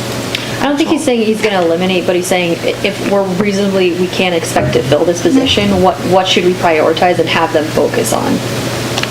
With the understanding that this is the position. Do we want to see results, or do we want to just spin our wheels for 2 more years? Saying for a given amount of staffing. Yeah. What should we have those people? That's all I'm saying. So for example, Hilltop might not be a priority if Because we it's don't. a huge other additional planning project. We got to finish the huge planning projects we got going on. General plan. That would be the huge one, yes.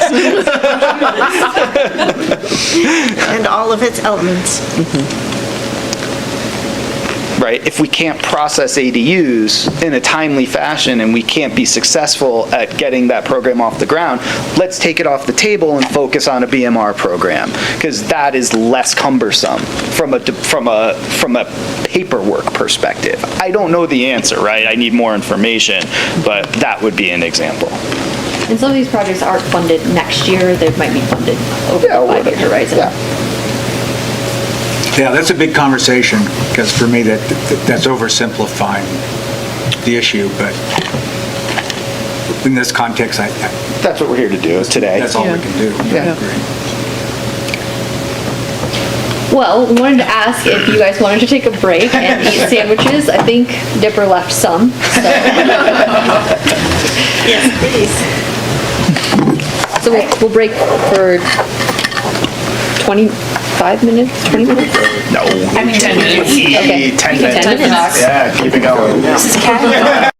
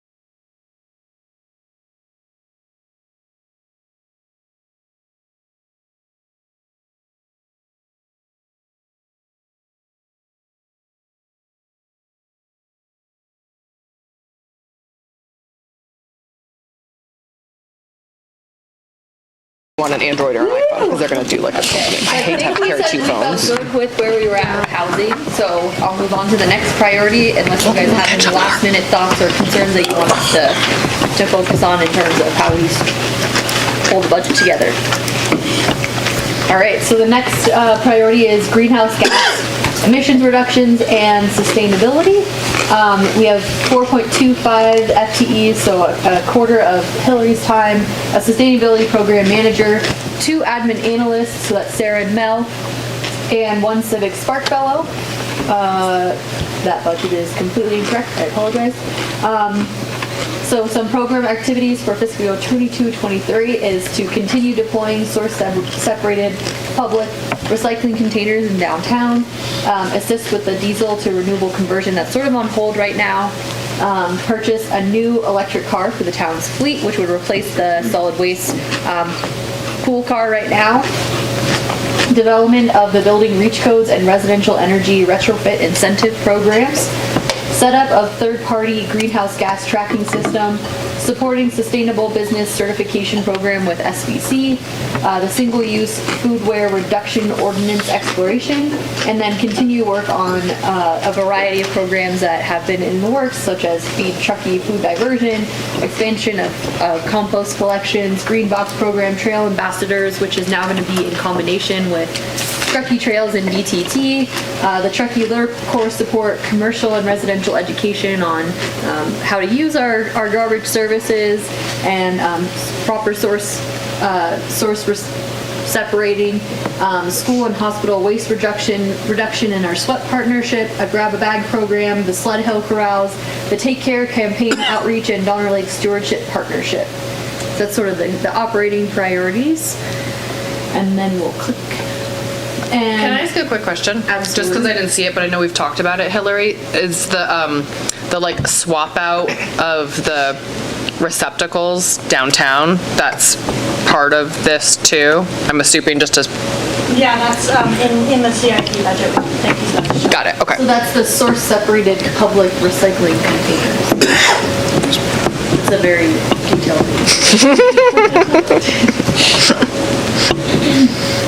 So the projects that we have are the energy efficiency initiatives. We don't have any specific project planned for fiscal year 22-23, but we do have data on what energy and conservation and reduction projects.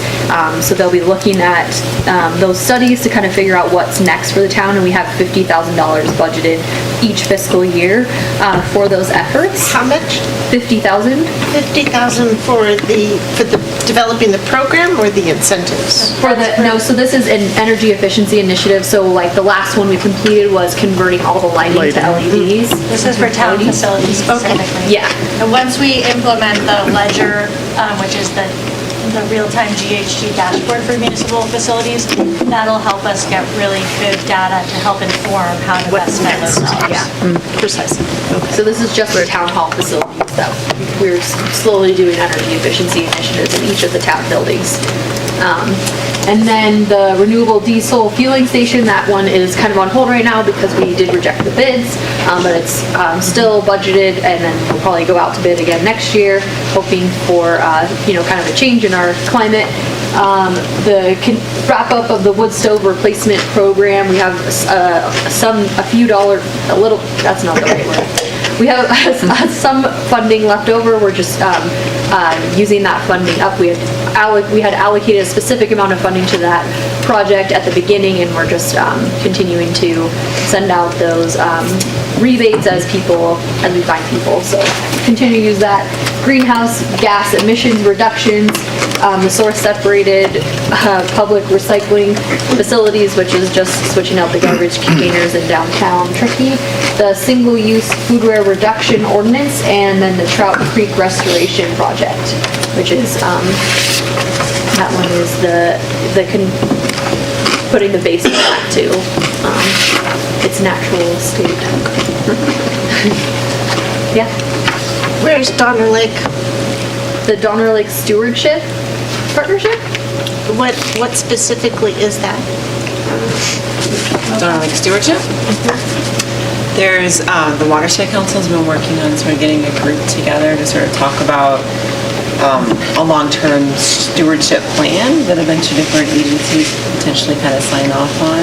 And they're working on a state of the lake report right now. They did a bunch of data analysis, trying to figure out kind of where the problem areas are and what we need to focus on. So it's just something that we've been sort of, staff has been working with them on and participating in the meetings and providing input and providing data. So there's some goals related to recreation and... I think there was also Drew helped somebody with a grant application for something like that. Yes. So I think the question is, it hasn't risen to a CIP. Right. It's Right. probably where you're going. And there was a couple different things that have been talked about. I mean, I know that they've been talking, we had a very eloquent person come and advocate for the protection of Donner Lake, and I would like to see a CIP that is looking at aquatic invasive species again, because we used to do that, and I think we really should be doing that. We should probably be looking at future controls of the lake. I know that was one of the challenges with trying to do a good aquatic invasive species program, and just where access is provided for the lake. The Clean Up the Lake program, we've been fortunate in a beneficiary of the Clean Up the Lake that is just finishing up around Lake Tahoe, and they did their pilot program in Donner, but it's going to need to be done again.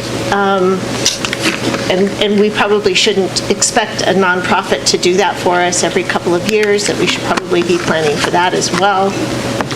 So those are just a few things that I have thought about. And then I know there was something about docks, and now we're supposed to be the governing agency on the docks, and are we paying attention to that? Is there anything that we should be thinking about in terms of, a work plan item for that as well? And I don't know the answer to that, just asking that question. But the other ones I want to see. The docks are in our work plan. Okay. Jenna and I just talked about it last week. It's another one of those things. Jenna, you're so lucky. Find a senior planner, we can get right on it. Okay. It's in the senior planner's We're taking work plan, over that's the fine. docks? No, regulating private docks. Yeah. Oh. All those public ones are run by the rec district. Yeah, that's where I was super confused. State Yeah, kind of pulled back the footprint of what it owns, so now more people can build docks because now they own a little bit more shoreline. Fascinating. For better or worse. But it's an interstate river water, right?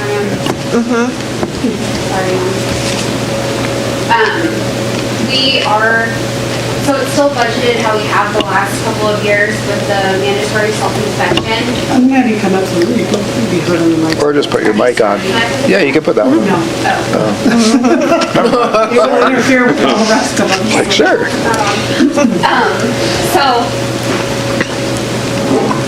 Come on over, Dev. We got a seat right here for you, right next to the microphone. Come join us. There you go.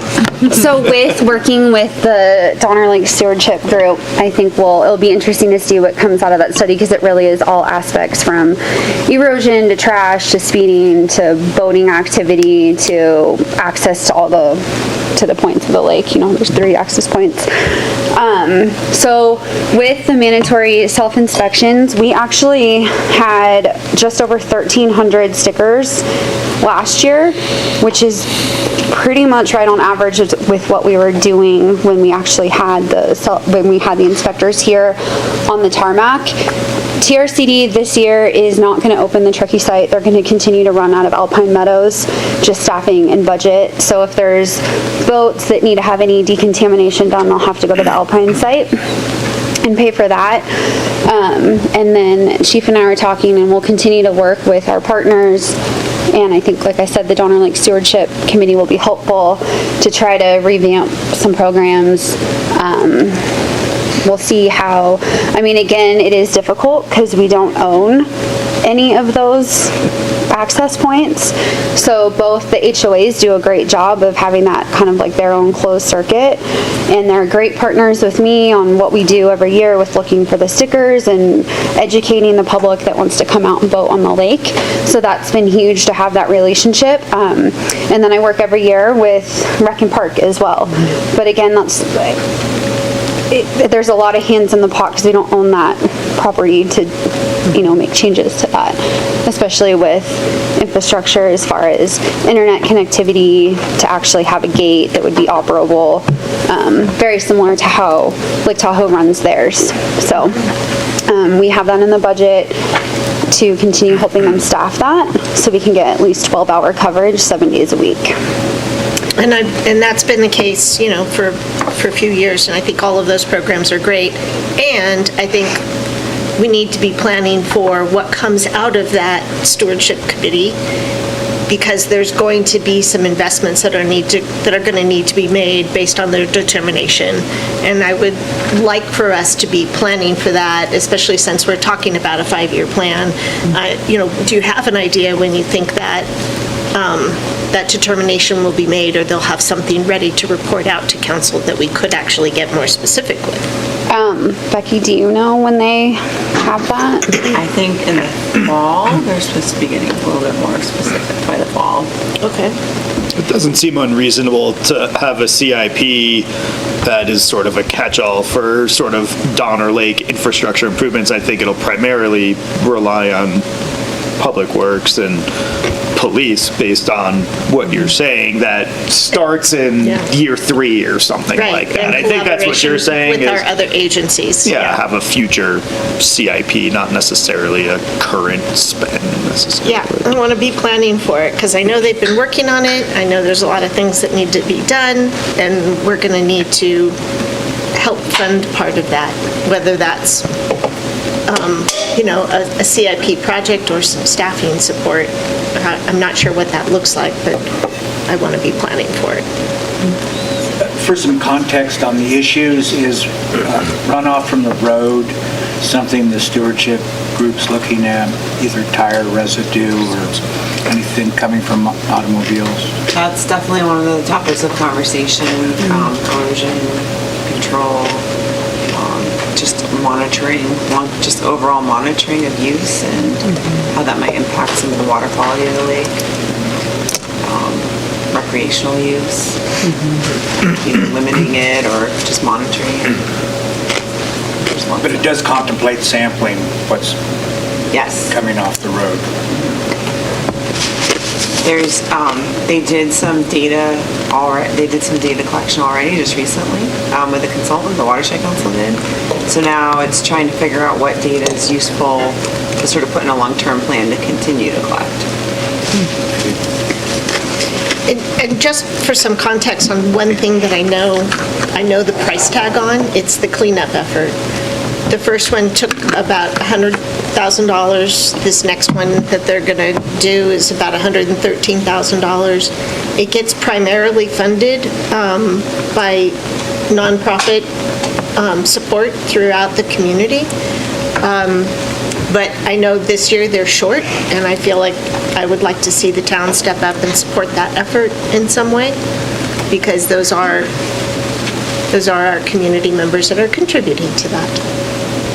I'm not aware of any requests we've had for that. They haven't requested. I just know because I work with Colin West a lot on a bunch of other things, so. So you're talking about for the Lake Tahoe cleanup effort, or? No, this is for Donner Lake. Oh, they're doing it again.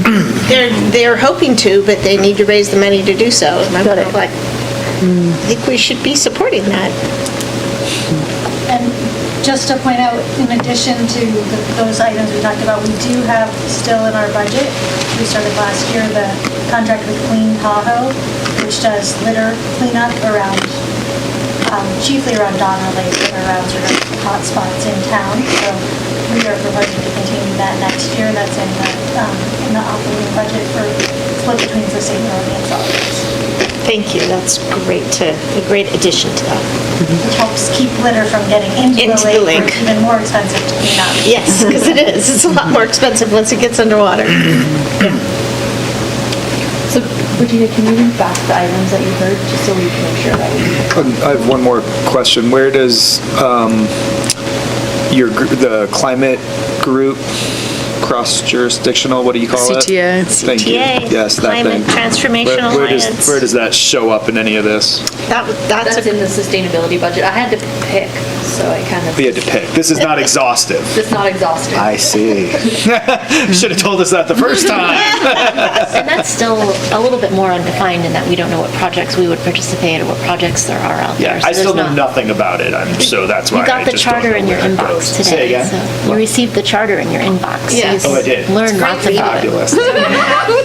In the budget, we have in the sustainability operating budget, we have a fairly modest annual contribution, which just sort of helps with the administration.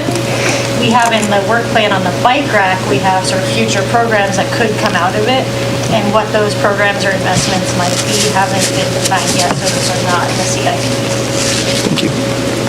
But they will be as soon as we define them, right? Well, that will be up for council discussion as to what they are. That's what we're here for. Once we have something to discuss. So just for the sustainability. Look, I just want to talk about all of August. That would be perfect for that one. Yeah, just I know. All right. So I heard that potentially looking at. Okay. Future controls of the lake, ongoing cleanup of the lake. And also potentially continue the dock regulatory aspect of the Aquatic invasive species. Yes, and then aquatic invasive species. And I think the catch-all is supporting what comes out of the Donner Lake Stewardship Committee, discussion, commission, what is it? Donner Lake Stewardship. Plan, I think the plan would be something that you all will be able to review and support, and then, yeah, I think that could be. It's a catch-all. Catch-all. Well, that's not good.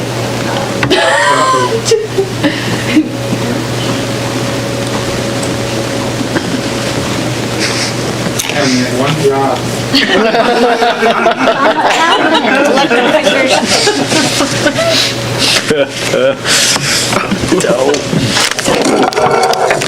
No. Oh, Lindsay's throwing it out down over here. Anybody needs a second sandwich or a cookie, now's a great time to go grab that. Recommend the cookies, so worth the investment. Got a couple takers. Twist your arm.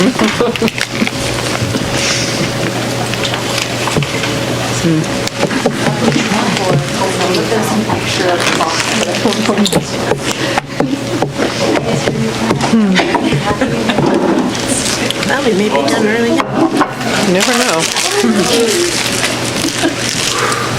Nicely done. Good job, Sean. Okay. All right. So did any, I don't think I know for them to come back. I think Dave might have just gone to the bathroom. It's loud. Is there any more general comments from those of you that are here on this section? The wood stove replacement program, I feel like we talk about this, I know we've had it for a long time. Is it just to replace to gas? It can be The incentive, or it can it be electric? It's more money Heating? if you go to gas, Uh-huh. less money if you go to wood. But if you go to wood, it's like you're reducing your air emissions, like PM10, I think. Got it, okay. But the mayor also So asked. there's currently no electric option under that program. Got it. So that might be something we'll have to consider. Yeah. Although- I mean, it's a bit of a relic. It's been around like you Yeah, said, for a while. I feel like you guys said that last year, yeah. And it's a process to change it, because it's in our code. It's in our muni code, yeah. So it's But we not a did- quick. We did change it in 2015 once the EPA upped their particulate matter emission levels, but it is a process to change it. Especially if we want to do meaningful change, like adding electric, taking out wood burning or taking out gas, would involve community discussions. It definitely served an amazing purpose. Yeah. Yeah. Okay. All right.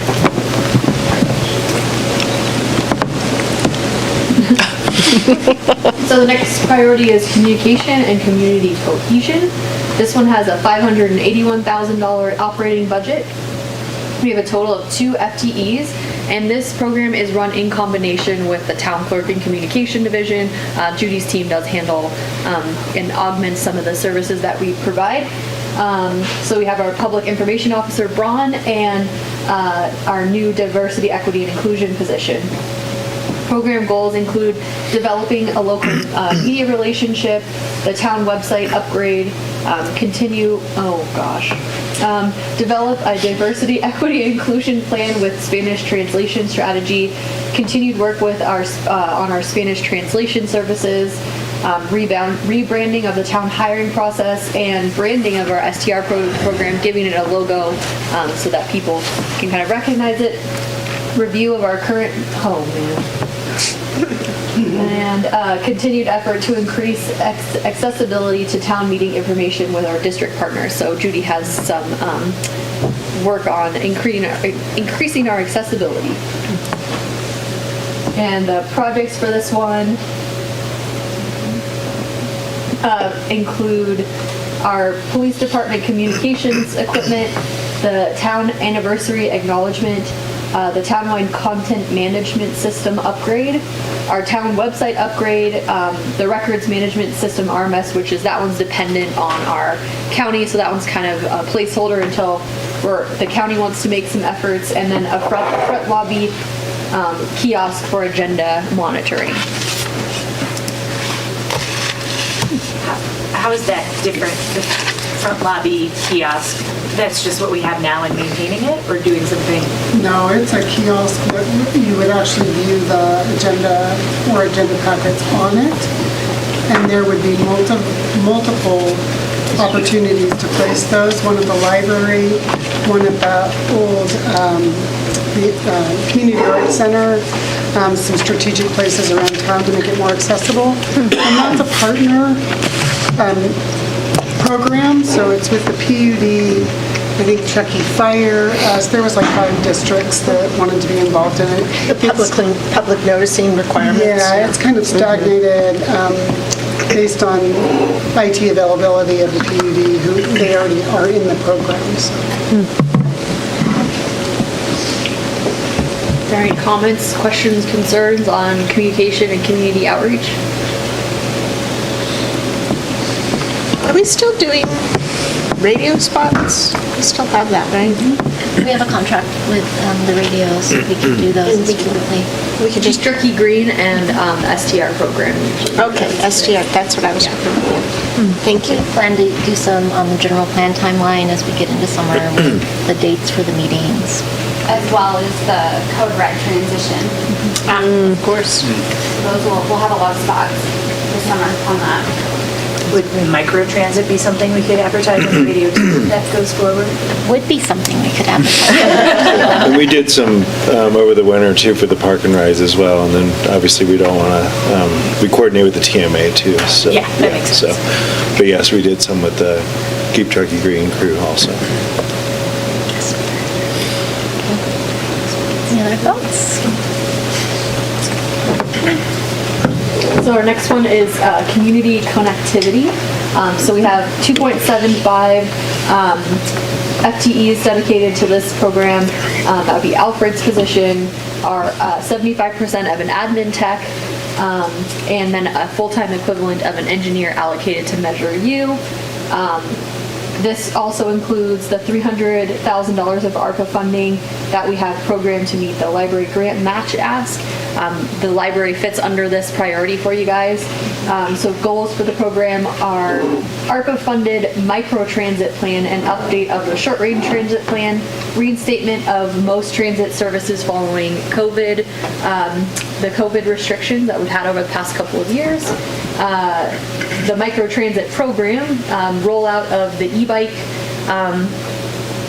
partnership program that Mike Alfred's been working on, conversion of one engineer to a trails focus, one FTE of an engineer to a trails focus, funded via the new Measure U, the Measure U process, because that's, a huge funding source for our alternative transportation programs. Continued work on the transit center relocation and transit shelter construction, and collaboration and Hillary staff time with the Friends of the Truckee Library on the new library site. So I think it's worth pointing out that in all of these, Some of the public work.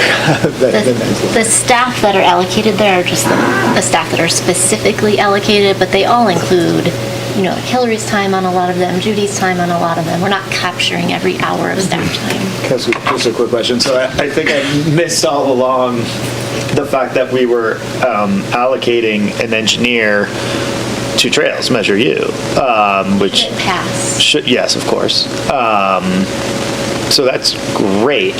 Is that why we're so back to that first slide when we were talking about new hires, we're not pulling somebody off of existing, we are adding somebody new in, or we're taking somebody from existing and moving them over? What's your... So what our proposal is to create an assistant public works director position.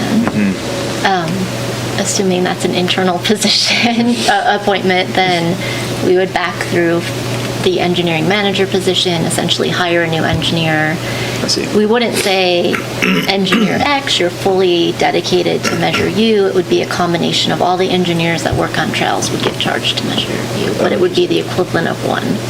I see. Okay. Cool. Is that, Becky, did I summarize that well? Yeah, and then when we go through the CIP projects, you'll see your thoughts on the trail projects that are in there for that. Killing it. Spending that money. I think I missed all of that somewhere in this until we got to this slide. It didn't quite connect, so. I like the pre-planning. Yeah, good job. No, that's Make sure great. you got staff to spend it. That's awesome. Yeah. Good job. So I won't go over every single CIP dedicated to this one. Probably the big items are the transit center relocation. So I know Alfred's and his team has kind of been working on purchasing the land for the site for that and working on those negotiations. And then once we have the land, we'll have to work on, the building cost portion of how do we locate that funding. And then the public arts master plan, support for the development of the new Truckee library facility, and then also we're doing an AB 1600 impact fee update. Becky's team will be handling that. So that was kind of an interesting new project in the list. Becky will be covering the interesting CIPs that engineering is going to be working on, so I won't steal any of her thunder. And the last program is, although it was just one slide, it shouldn't be discounted. It's just as important as all of our other priorities.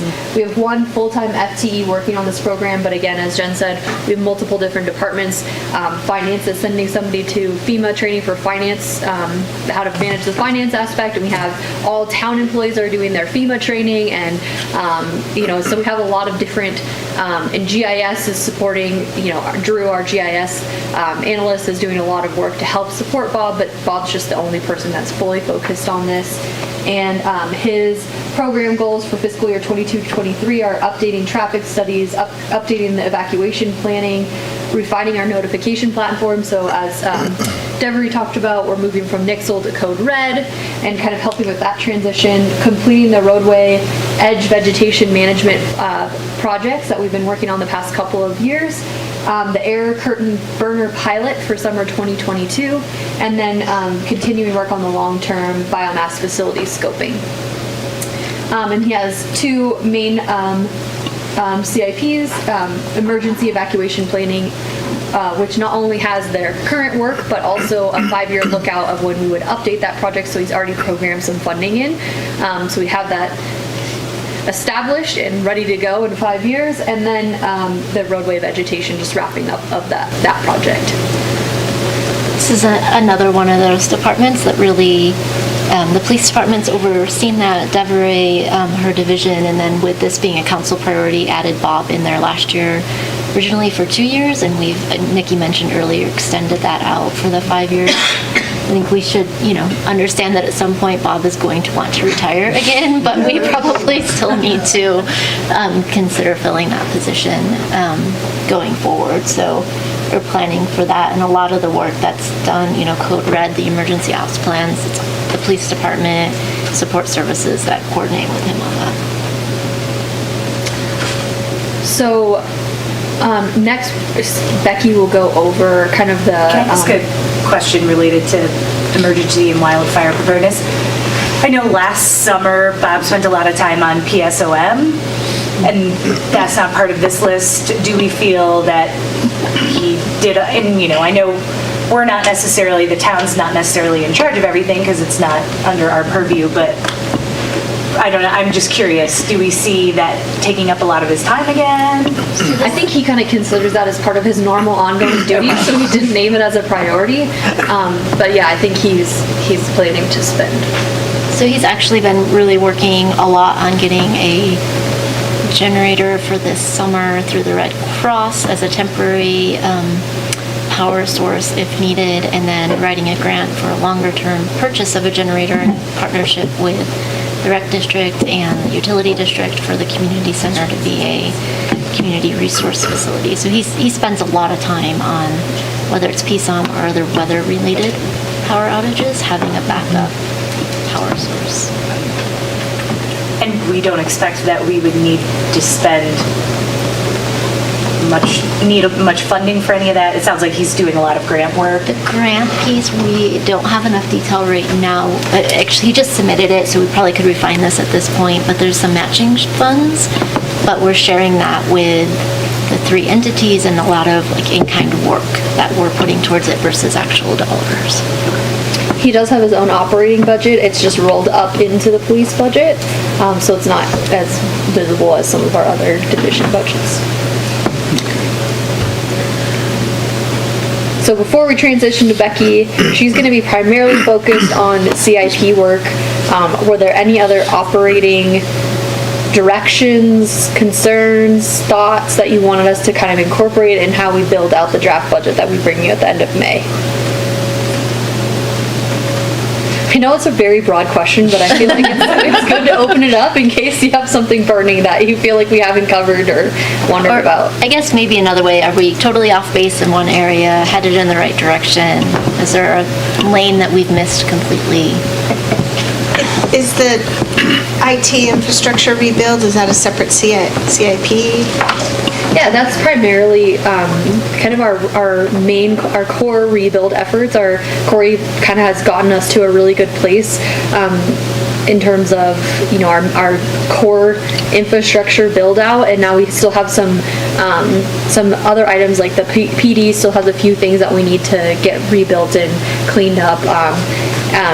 And then because we don't have somebody full-time in that position, we made an offer today, so we're very hopeful. But we're hoping to bring somebody on, and then, obviously I did my best to make a good guess of what we're gonna need, which will be in the detailed budget. We will obviously want the new manager to kind of come in and take stock of, what's been built and kind of what we still need, and then, we may tweak after they kind of get going. So there may be a mid-year restructuring of the budget, of the IT budget, and kind of to fulfill what he needs to get, or they need to get there, to meet their priorities and keep moving forward on PD things. So we plugged in some numbers, but obviously there may be adjustments once we have a new person in and who has had time to get kind of up to speed. Between now and the draft budget, are we going to see an updated income statement for what our revenues and expenses are, And and do you expect we'll also see this comps on the staff incomes? We'll have those two pieces of information. We can bring the revenue as an interim item, or if you want, we can just include it in the budget. Or did you guys want to have the opportunity to discuss it? I'm trying to remember how it went last year, and I think after we had our draft, after we had this meeting, we saw. You get a draft that looks like this. It's the whole thing, and in that is a summary of the revenues, expenditures for all the funds.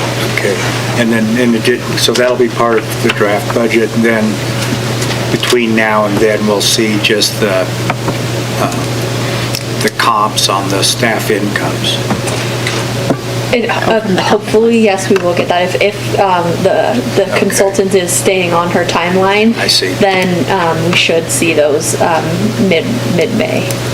We will be starting the police negotiations the first week of May, so you will have, we programmed a POA negotiations closed session at the beginning of every council meeting to kind of talk about what's happening in negotiations. Okay, that'll help. So you will be hearing about police negotiations at the very least. Just in general with the general plan, I know we're going to adopt it at some point, but I also recognize that the work on it is not finished at that point. So the staffing for that continues out and then it transitions, or what's the thought on that? I know there's a huge staffing commitment to that right now. Janet, do you want to speak to that? Were you listening? No, I'm sorry. That's okay. I know we're going to adopt the general plan, but I also recognize that doesn't mean your work with it is done. So I'm just wondering, I know there's a huge staff commitment to it right now. Does that taper off? Does that continue on? And if so, for how long? How are we planning for that? It probably equals what we're doing now, but in a longer time frame between the development code amendments that need to happen as a result of the general plan policies and whatnot. Plus, there's action items that we've identified within the general plan itself in each element, and those all have a specific time frame. So there'll be a lot of work to do immediately following the update with respect to getting the code updated. So it continues on at least for the next couple of years? Yeah, I mean, we're, like tomorrow night, we're doing text amendments to our development code from the 2025. Oh, wow. That gives you some understanding. Okay, yes, that does. Thank you. I think too what you'll see is some of those policies or action items that come out of the various elements will ultimately get worked into a work plan in the future when you see the next 2-year work plan, right? If they're in alignment with council priorities, we'd prioritize them in that way. So it'll feed the future. Okay, thank you. Comment? So I saw peppered throughout continuations of like trail ambassadors, of garbage containers downtown. So I saw some of that peppered throughout. Are we considering broader visitation impact programs of any sort, broadening out the source waste collection facilities to additional areas throughout town, as we don't just see impacts downtown, right? So what does that start to look like over the next couple of years? Because I see us sort of very laser focused on some of those very specific things, but not necessarily opening up to a greater investment there. Are you in terms of trash removal specifically, or just in general? Because I think we opened up, like, the e-bike program was... Right, I mean, yeah, no, so microtransit is great. I mean, I think, bathrooms, Trailhead facilities. Those, yeah, so as part of Measure U, right, not just building new trails, enhancing existing with other facilities, amenities, whatever it is. So maybe a more, and there might not be any, right? And so I would suggest maybe we should think about that if people are in agreement.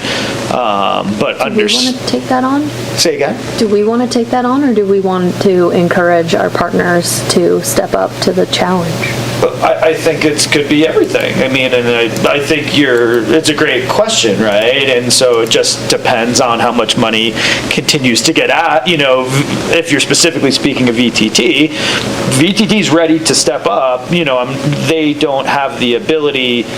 When we're planning trailheads, VTT's not going to come in after we build a trailhead and build a bathroom facility, right? That's our responsibility.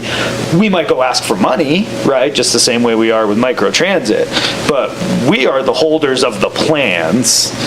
And so we can accommodate and we can encourage those types of things and say, hey, we got space for a bathroom here. Anybody want to pay for it? But if we don't say, we got space for a bathroom, then we got nothing to ask for money for. I guess it's a broader conversation of, is that the direction you want to go in terms of amenities? Because then it's talking about who's maintaining, who's supplying, who's cleaning. It's not just building the restroom. So I guess one of the questions is, and this is great, are you looking for VTT to come back with sort of a master infrastructure plan and say, hey, you want to have the most sustainable tourist destination? Great, here you go. Here's a 100-page document. Well, this is what we need to accomplish, which is one direction, right? VTT be happy to head in, but I think they've sort of been steered away from a little bit of that. So, what do we want to do specifically? And we might say we're doing enough, right? Is microtransit a visitor amenity or is it a local amenity? We don't know yet. Right? We don't have those answers on certain things. We certainly know we have visitor impacts that contribute to connectivity, that contribute to communications, that contribute to housing issues, that contribute to almost every priority. So do we explicitly call out additional solutions and actually fund them, or are what we are doing here that we've reviewed, is that enough? And that's a question, that's an open-ended question. I'm not proclaiming to have an answer. But I don't see things like that within our work plan, whether they're funded or not. Yeah, we don't have those kind of amenities built into the work plan. I don't think we're looking for a VTT to go out and do a whole program on what they'd like to see. I think to the extent that you as policymakers want to see different amenities provided, you should have that conversation and we can run some numbers so you can understand what that would cost too, because it's likely maybe not completing the legacy trail or the final phase in lieu of funding some of these things that are more immediate. So that's a conversation we need to have as a standalone conversation, I think. So the Trails Master Plan doesn't address amenities, restrooms or parking at trailheads? Like the air stations, anything like that? It sort of touches on amenities, but it's not very specific about the types of amenities. We have sort of, as time goes on, added more amenities with every trail that we build. So the Legacy Trail Phase 4A that we just put out to bid, open bids on, that's got bike repair station and potentially a water fountain. No restrooms, but that's sort of how we've been doing it as projects go. We haven't really gone back and added a lot of amenities, and the restroom discussion is a really big one. So, and why I bring this up, I mean, you guys all heard it, right? When Colleen was here and gave us the presentation, I think what she said, garbage and bathrooms, right? From that perspective. And that's certainly something VTT's working on, right? But there's just a lot of there's a lot of opportunity. There's a lot of opportunity to increase that. There's a lot of opportunity to go back and say, yeah, we got the right of way. You want bathrooms? Great. Let's fund them. Right? Things like that. So that's, I think, a little bit of some of the push and pull that's happening at VTT is who's going first, right? What do we all want? What's happening there? So I just want to make that very clear that there's a little bit of lack of clarity of what council and the town wants out of a stewardship program, and I think that goes both directions, so I'm not trying to be confusing about that. But I also think in that same sense,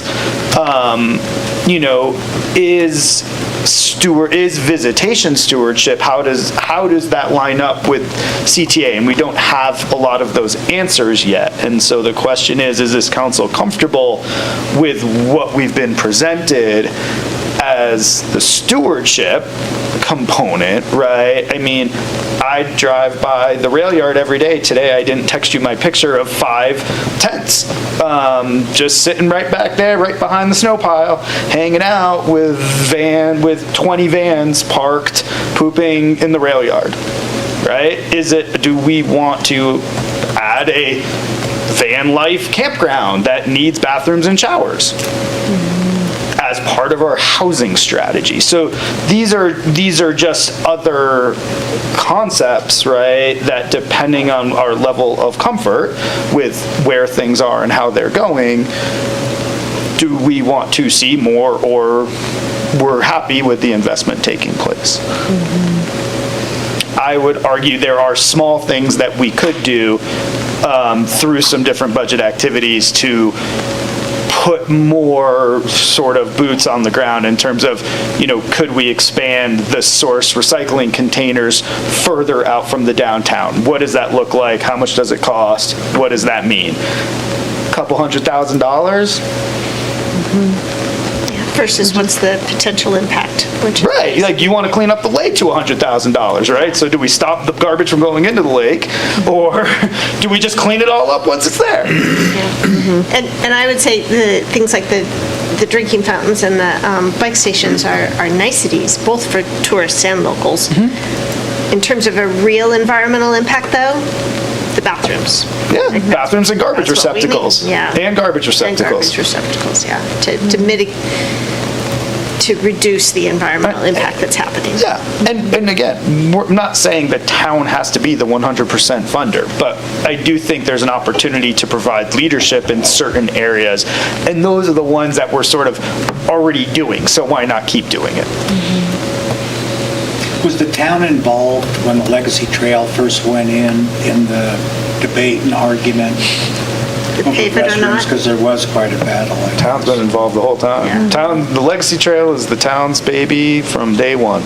I mean, the first phase of it was built mostly through a volunteer effort in like the early, late 90s or early 2000s. But after that, town, we built the dirt trail. I think it was when we updated the Trails and Bikeways Master Plan in 2007, where there was this huge discussion about paving or not paving it. So it was in the town. Remember that? It was it was a town-led discussion, town plan that made that determination that Legacy Trail would be paved. And then there was this earlier argument about restrooms. Wasn't that back? We actually, the Phase 4B of the Legacy Trail, there's a trailhead parking lot on the Placer County side, and there's actually room for a restroom there, so it's been contemplated, but I think, assuming you can get funding for it, our biggest challenge is long-term maintenance. We're not in that business right now, and getting into who maintains it. We actually had, on the Glenshire Trailhead, we actually had the funding in place. We had grant funds. We bid the project with a vault toilet, with a restroom. I believe it was the Rotary Club was going to do, long-term maintenance. And then at the last minute, we didn't have somebody to maintain it. And so we ended up pulling it out of the project and never got built. And so these are just questions that have evolved over time where we learn, right? We've learned a ton in our history as a town, and there are certain needs and amenities and there's certain impacts that we are now less okay living with, right? And I mean, we talked about this the other day, We can put in a van life parking lot, yeah, no problem. Who maintains the bathroom on it, right? Is it for profit? Is it nonprofit? Like, where do we start to manage those things, and whose responsibility is to do that? And at one time, we didn't maintain our winter trails, right? Now we're going out and we are paying money out of our general fund to maintain winter trails. There's a distinct prioritization and a distinct change in how we crafted a CFD. 10 years ago, we crafted a CFD. We didn't care about that. 10 years later, holy shit, now we care about it. And we're willing to take money from the general fund to do it. So, I think the conversations have changed, and we shouldn't be scared of ongoing maintenance if we're willing to make the commitment to do something, right? Like, we can't be scared of ongoing maintenance anymore. It's a reality. So if we're going to do something, ongoing maintenance has to go hand in hand with it. But that's where the opportunity for partnerships or Parks and Rec or whatever the hell things look like. But I would just point out that it's a significantly bigger cost implication to maintain restrooms than the trail maintenance. So I think if we're going to have this conversation, we really need to run numbers. Even if we're not funding it, you need to understand what we'd be asking from other people. Because it's dedicated staff, realistically, to go around every bathroom every day, stock it, clean it multiple times. And we all have to go to the bathroom multiple times a day. It is a reality of life. We have a lot more people accessing our trails. And that's all. It's just what do we want to create? What do we want to craft? Truckee Trails had a survey recently about amenities. So also as we're discussing this, let's utilize our partners, because I feel like that was a question I remember filling out. What do you want to see on trails? So if we're going to have this conversation, we should also make sure, we know what VTT research, what research they've done, what Truckee Trails has done.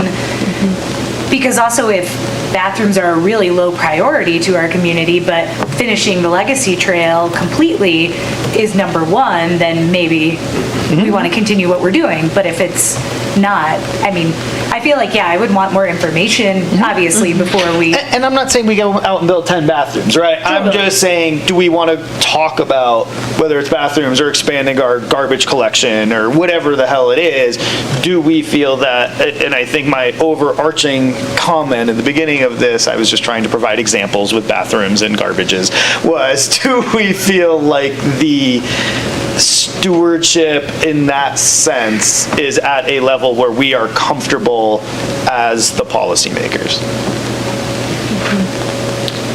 I liked how you said, you're like, is this sort of, are we being as holistic as we can, right? Yeah. And versus sort of okay, we're going to do this little thing, this little thing, this little thing. So, I'm definitely open to having the conversation, and like you're saying, I think there's a lot more information we need, and would love to know where our partners sit on this, and but I'm totally open to having the conversation. I think it's also, as you acknowledge too, it's going to evolve as VTT kind of gets their footing, and maybe there is a little bit of clarity, but I really see the partnership and whose lane is what, what do we do? What do they do? Are they just the funding partner to implement our plans? Are they coming up with ideas? So and the reason why I continue to bring this up is there's the very clear distinction of VTT is that because we work on an assessed funding mechanism, all of our dollars have to go towards improving the conditions of assessed businesses. So a lot of times what comes up in those conversations is, at the end of the day, VTT's responsibility, while they acknowledge it's to all visitors and to the community to steward both, day visitor impacts specifically are somewhat outside the purview of VTT's mission. Am I catching that correctly? And so there is a conflict in the type of visitation and how that has been structured. Yeah, it's squishy. Yes, it's real squishy. Yep. But in general, mitigation of visitor impacts is not really what you can do. Precisely. We can steward forward things, and we can promote things, and we can bury money in as many places as we can under those but we cannot mitigate visitor impacts at VTT. Not as such. Correct. Okay, so I think I'm hearing a desire after we have more information to have a future conversation about trail amenities. But that means there's nothing in the budget from a work plan perspective other than the conversation. Right. So any action or implementation goes to the bike rack. And I mean, I would just maybe add, like, do we want to just start small and say an expansion of the garbage receptacles? Like, super easy, pretty small, pretty boxed in.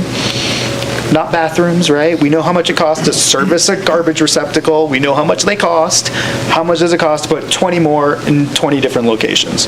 Well, I think we need to go back and even see if we can get 20 more for the summer, right? Like, Yeah, there's of course a supply issue. I'm not debating that, but we can at least figure out how much it's going to cost to place and service said things, right? Like one small addition. Or is it more trail hosts?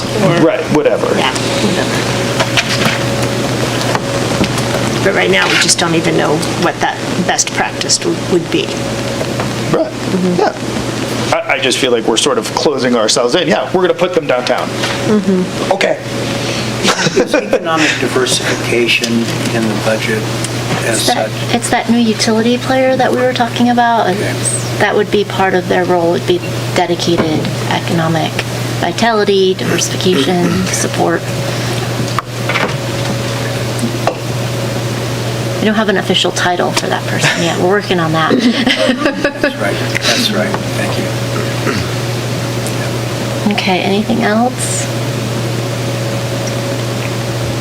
that we missed, or Dave's still dancing over there? No. So we're ready to go into Becky's CIPs? Okay. I think Sean's gonna... Is he driving for you? Yeah, he's gonna run the slides so I think you can hear me better from the table. Okay. So I actually have like kind of two groups of CIPs. One is projects that are like underway or very fully developed or fully funded, and kind of just we'll kind of pause and make sure that you guys don't have comments or questions on those. And then there's sort of the list of CIPs that are new projects or ones that we want to talk about prioritization, where do we want to put the funding, where do we want to put the timing on them, and then that's where there'll be probably a little bit more discussion and see if there's any that we're missing. So the first one, the next slide, Church Street, Chop Creek, this project's it's been awarded. We're moving forward. They're supposed to start May 1st. This extends Church Street to Glenshire, a new roundabout, restoring the creek, a new bridge over the creek. That one's funded. Are you staging in the east end of the balloon track? That's you guys? Yes. Thank you. Yes, and so I was a little worried there, Jenna. Kind of going forward, and it should. Their goal is to be done this year. So the next slide. Another one like that, roundabout at Coldstream, Donner Pass Road, I-80, that one's funded. There's a reimbursement agreement in place where the developer fronts the cost and we pay them back all but $1.3 million. And so that construction started last year with some utility work, and they're moving forward. So that should get done this year as well. The next one that I'm just going to talk about, this slide represents multiple projects in the budget, but we have an annual paving project. We do somewhere between $3 and $5 million worth of paving every year. It's based on our pavement maintenance program. We're actually hoping to update some of our pavement ratings this summer so that we can update that program. And so that's funded with TSSA 1 and 5, Measure V, which is our road maintenance tax, and then this road maintenance reserve money that we have set aside, it's general fund money that we set aside for road maintenance. And then other pavement maintenance that occurs is we do a striping project every few years, and that's just doing recessed striping on some of our main roads. A trail seal coat project, the idea being that we try to seal coat our trails every 5 years, and we do those kind of two groups every few years. And then a parking seal coat project, which is primarily funded by the parking district. So Next one, Truckee River Legacy Trail Phase 4A. So this one is the one that we just put out to bid. We had a bid opening on Friday. The bids did come in higher than our estimate. And we are currently, so the bid came in at 12.4 million, which includes the trail from South River Street all the way to the Placer County line, a connection up to Cottonwood, and a new connection over to West River Street at the Old County Courtyard site where the park is eventually going to go. We have funding agreements in place with the Land Trust and the PUD, and so we are talking to them right now to figure out what everyone's funding share is. I will say that the bridge was a big chunk of the cost, so if you add up just the bridge items, we're talking over $5 million, and so that's going to be a big item for us to present to you all. We are planning to put together an update on the bid and those discussions at the next council meeting, so we'll talk about that more. But if, based on our funding agreements, the good news is that we probably have enough Measure R funding to cover kind of the town's costs. The question is, do we have enough funding to make the project a whole? So. The next slide is just a picture of that. Nice. What I just described. So I probably should have shown you that first. And So just the quickly, blue how much were is- you over based on what you were estimating? What was the delta? So it's been a little bit of a moving target. Okay. Our current budget, I think, only contemplated about like $8 or $9 million for our proposed budget before our bid opening was more like the $10 million range. So we're Now you're at 13 Yeah, we're at or 12. Got it. Okay. so. And then just so you know, the kind of the pink area and everything east of that is the Phase 4A, and then the blue. No, that's not actually true. That's mostly 4A. So the Phase 4B would be what's in Placer County. So Hashed. yeah, the hatched area.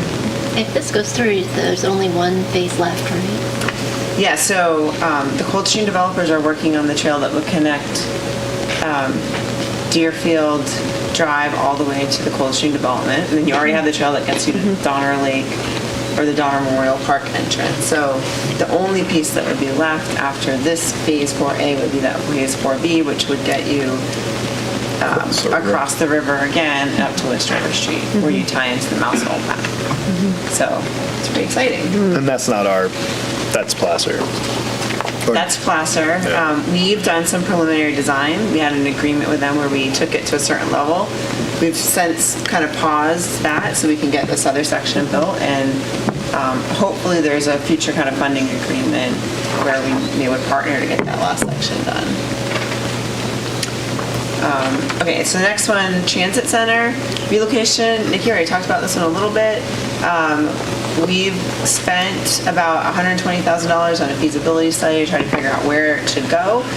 The current site is in the balloon track on the north side. And Alfred, you can jump in if I forget anything here. So we're currently working on acquisition of the property, which is estimated about $1 million. That's partially general fund.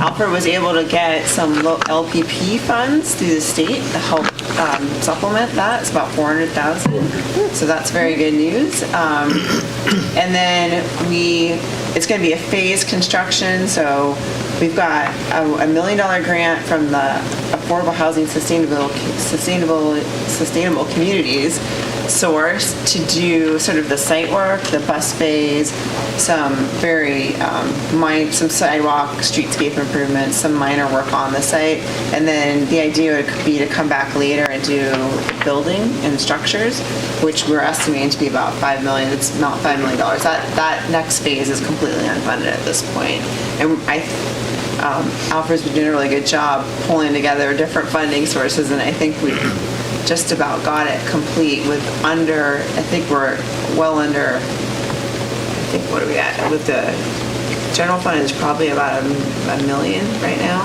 Yeah. When you talk about design and acquisition and what we might have to throw in the design, so.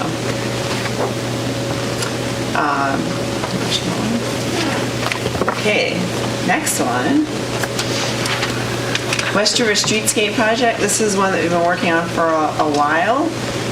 It has slowed a little bit recently just because we're trying to get Jessica is the project manager on that. She's been working hard to get the Legacy Trail going and under construction. So, but this would do streetscape improvements on West River, really in downtown from Bridge Street all the way over to the Old County Courtyard site.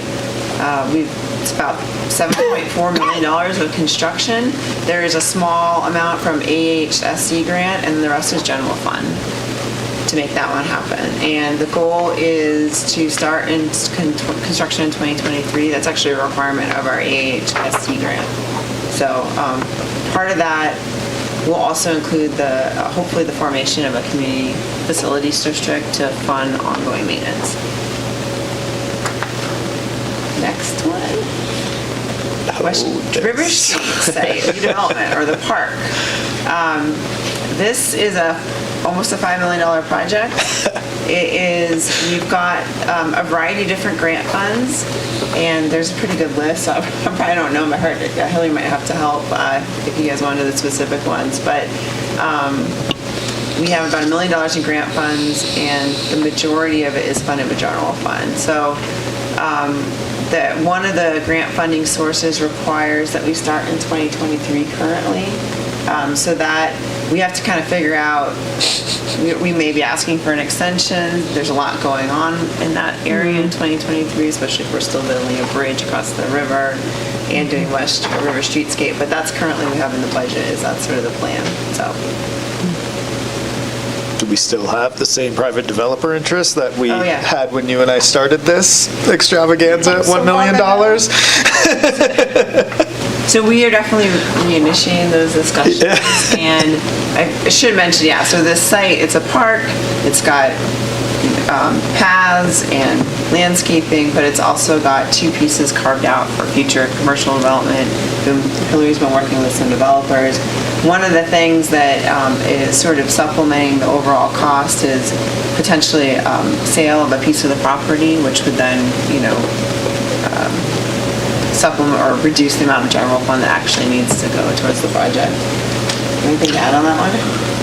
We're moving this project to engineering, which Lucky you.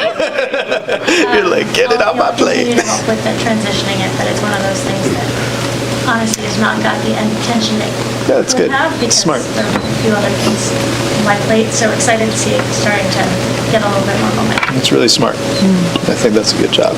And what impact does like a bridge construction landing have on everything else going on there? Is it imperative that they happen together, or a bridge can get built and we can create what needs to be created without said park happening? Yeah, I mean, you can see the bridge on that rendering there.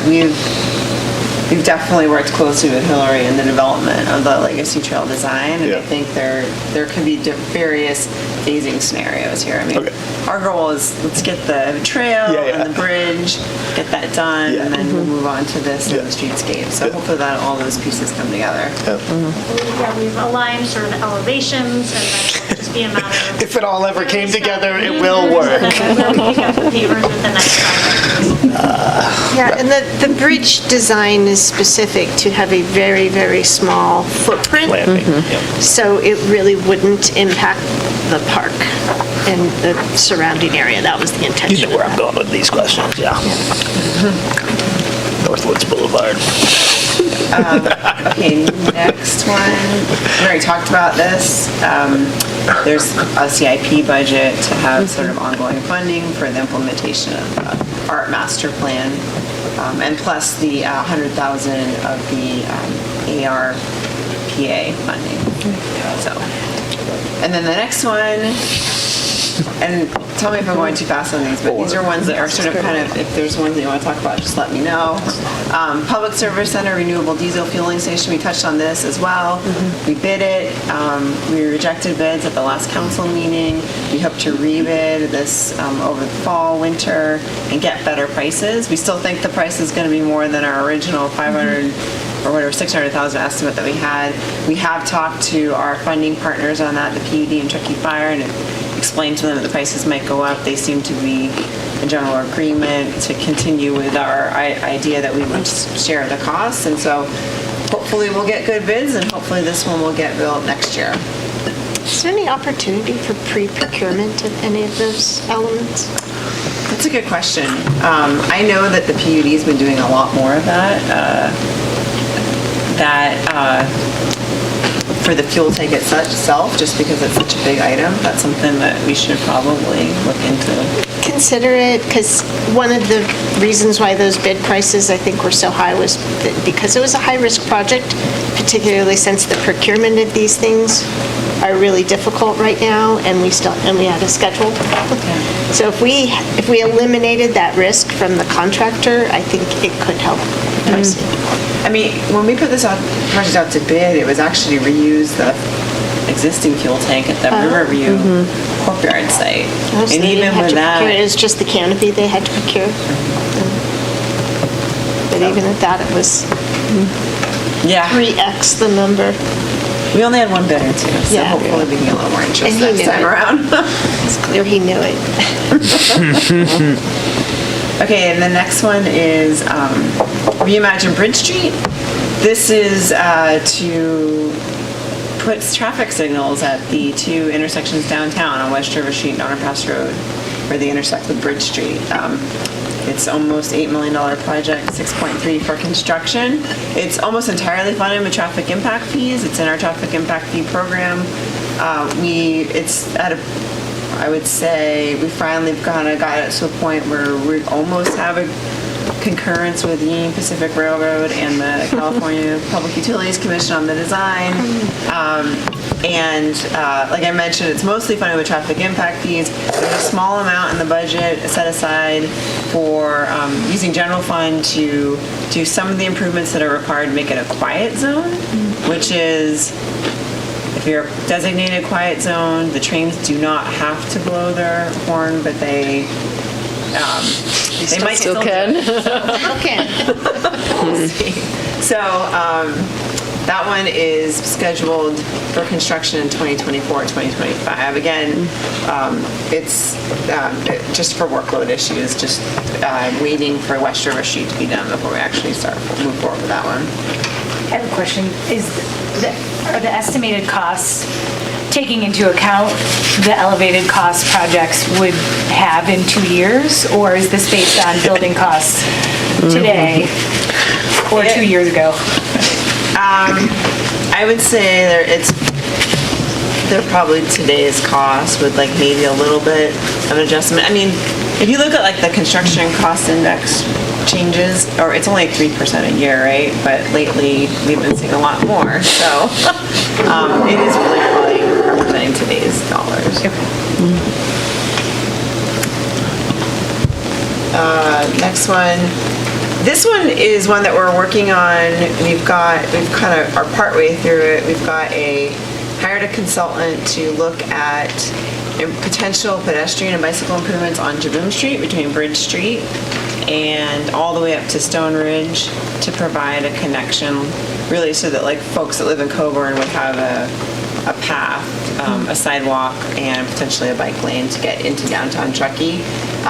We've got like conceptual 10% level designs. We've sort of put it on hold temporarily just because of workload issues, but our next step would be to move it into like a public outreach process, public input process, and then kind of see what feedback we get. And the construction is entirely unfunded at this point in the budget. So really the funding is just to kind of get it through that public outreach process and sort of get some conceptual designs finalized and a preferred alternative chosen. Didn't we fund something last summer?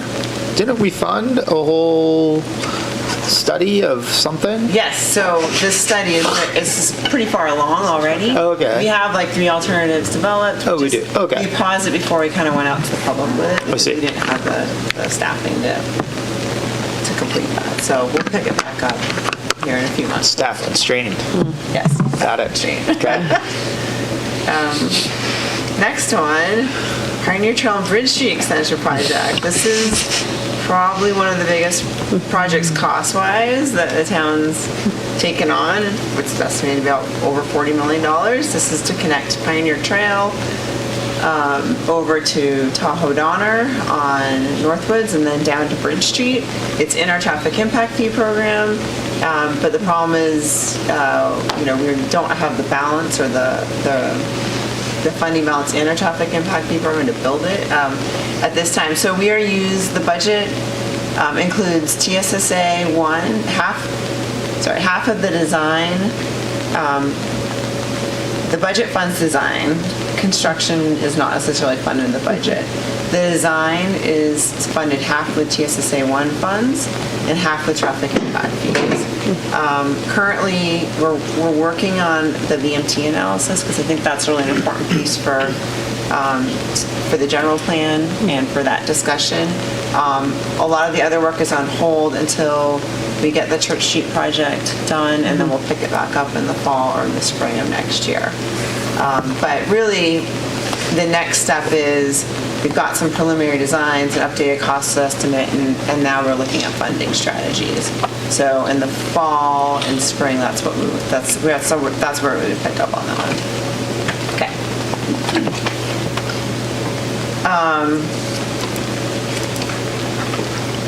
Okay. So we have, let's see. I guess I've already transitioned into sort of the ones that are more for discussion on priority. So starting with Jaboom Street that I just talked about, and then Pioneer Trail and Bridge Street extension, and now with Envision DPR Eastern Segment. Excluding those, I don't know if it's worth pausing right now and see if there's any questions on the other ones that are really kind of well-developed, kind of fully funded in the works, or should I just keep going? We'll talk about it in the end. I think that's good to highlight that break. Okay, so moving on. I would only ask that at what point do you want us to prioritize any of this? I mean, because reporting out is great, this is a good overview.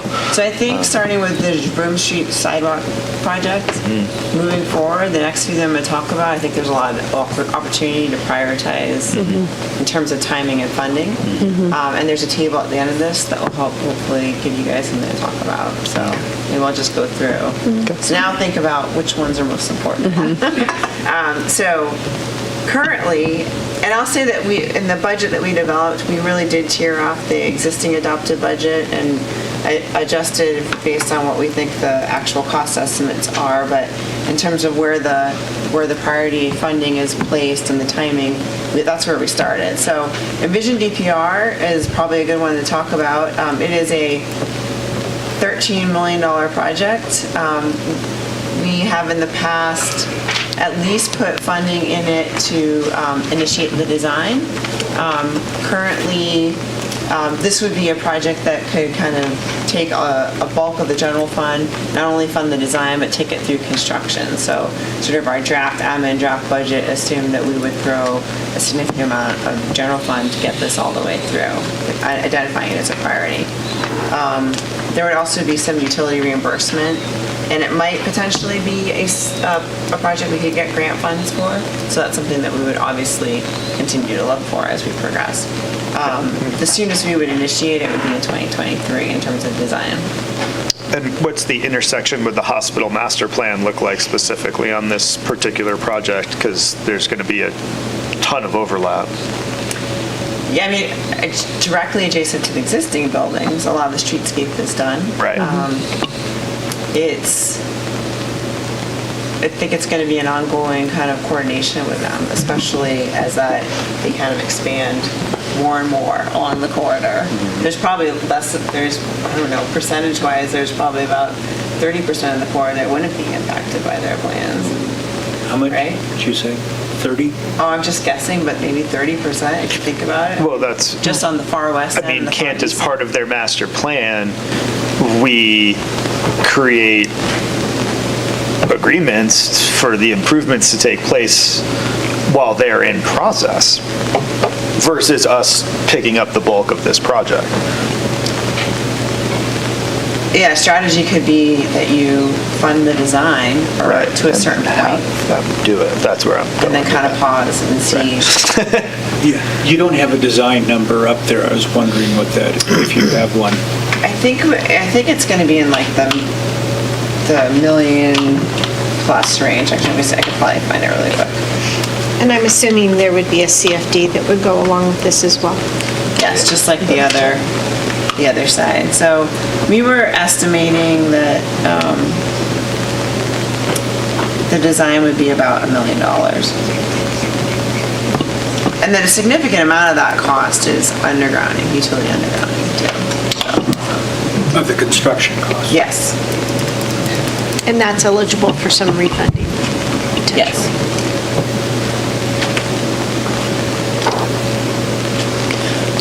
We would reimburse both the design and the construction portion of the undergrounding, right?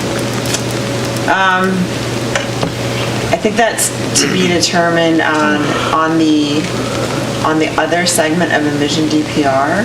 The way that we worked is, I think the town might have funded most of the design, but with the PUD, we funded a lot of the like civil infrastructure, so we put in the conduits and they put in pulled the wire, put in the transformers, the switches. So that's how we sort of ended up. And then we ended up, divvying it up. So that's kind of still an open discussion. And then we had agreements with AT&T and Suddenlink where it was similar.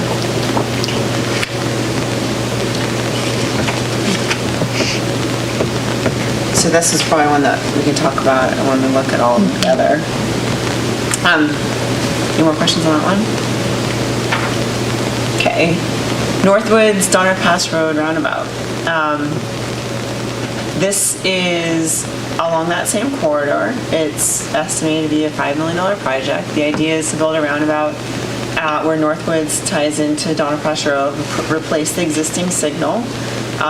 We have the right-of-way that's necessary to build the roundabout. We have a, probably 30% design. We started this project. Didn't we already kibosh this one? No? Well, I guess we did. Putting in there again. I think we just said not anytime soon. Got it. So it just got pushed back. Okay. Yeah. So we did end up kind of delaying this one, especially there was a lot of concern with the Tower Donner residents that we had heard. We have reached out to the Tower Donner Association to see kind of what support they think there is among their membership.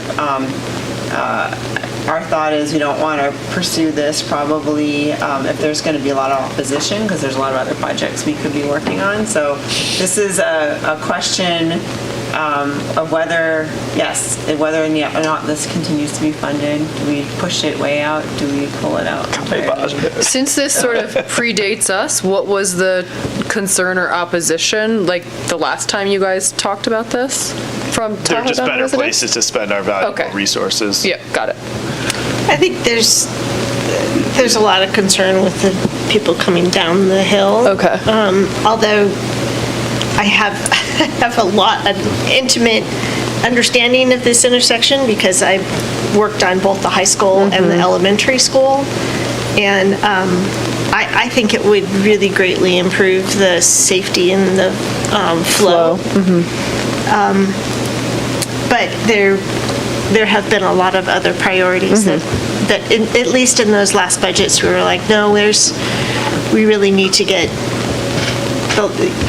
X, Y, or Z. Sure. There's a lot of positives to it, I agree. Dan is a huge proponent of the aesthetic quality of this one too, because it's the last remaining hindrance in the roadway on Donner Pass Road. So if you ever look east-west along Donner Pass Road, this is your one last impact that remains. You get cars stacking up. Yeah. And it's the only light you can see in the whole visual corridor, scenic corridor. But at least in past budget,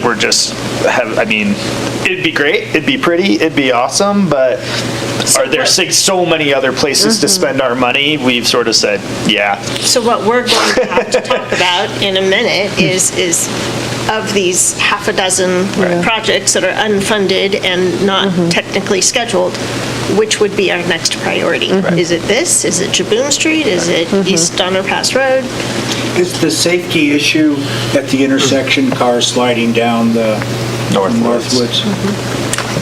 That was the traffic accident. That was one of the big concerns from the residents, and then also just what happens when I-80 gets closed down, you kind of gridlock, and how do you address that? How does the roundabout function compared to the signal? So those are the two items I think were the big concerns. And personally, people slide down Northwoods whether there's going to be a rush hour or a stoplight there.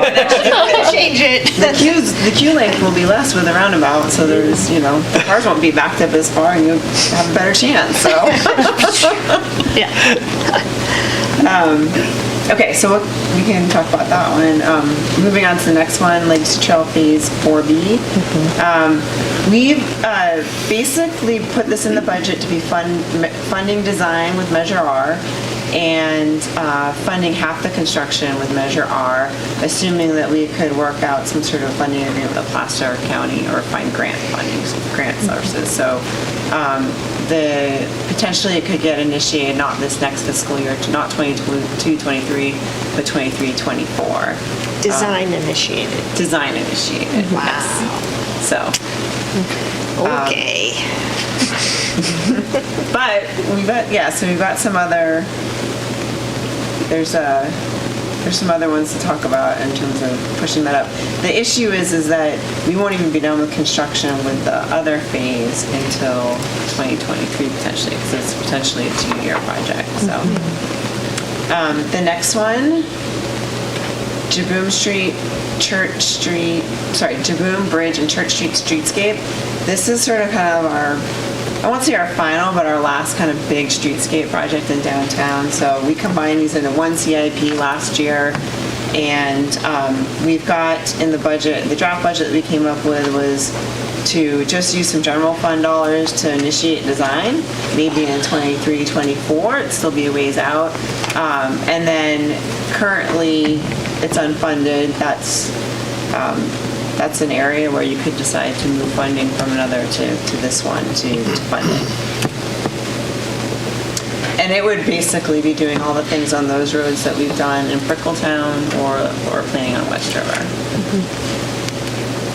So the next one, Trout Creek Restoration, Reach 1 Phase 2. So this would be the last phase of Trout Creek Restoration too. So this is the area that's still in a concrete culvert south of Jaboom Street near School Street. You can see from the picture it's not great. We have sort of had this in the budget for a number of years, just haven't had the time to work on it. It does require a little bit of property acquisition as well in order to make it work. So we estimate it would be about $3.5 million.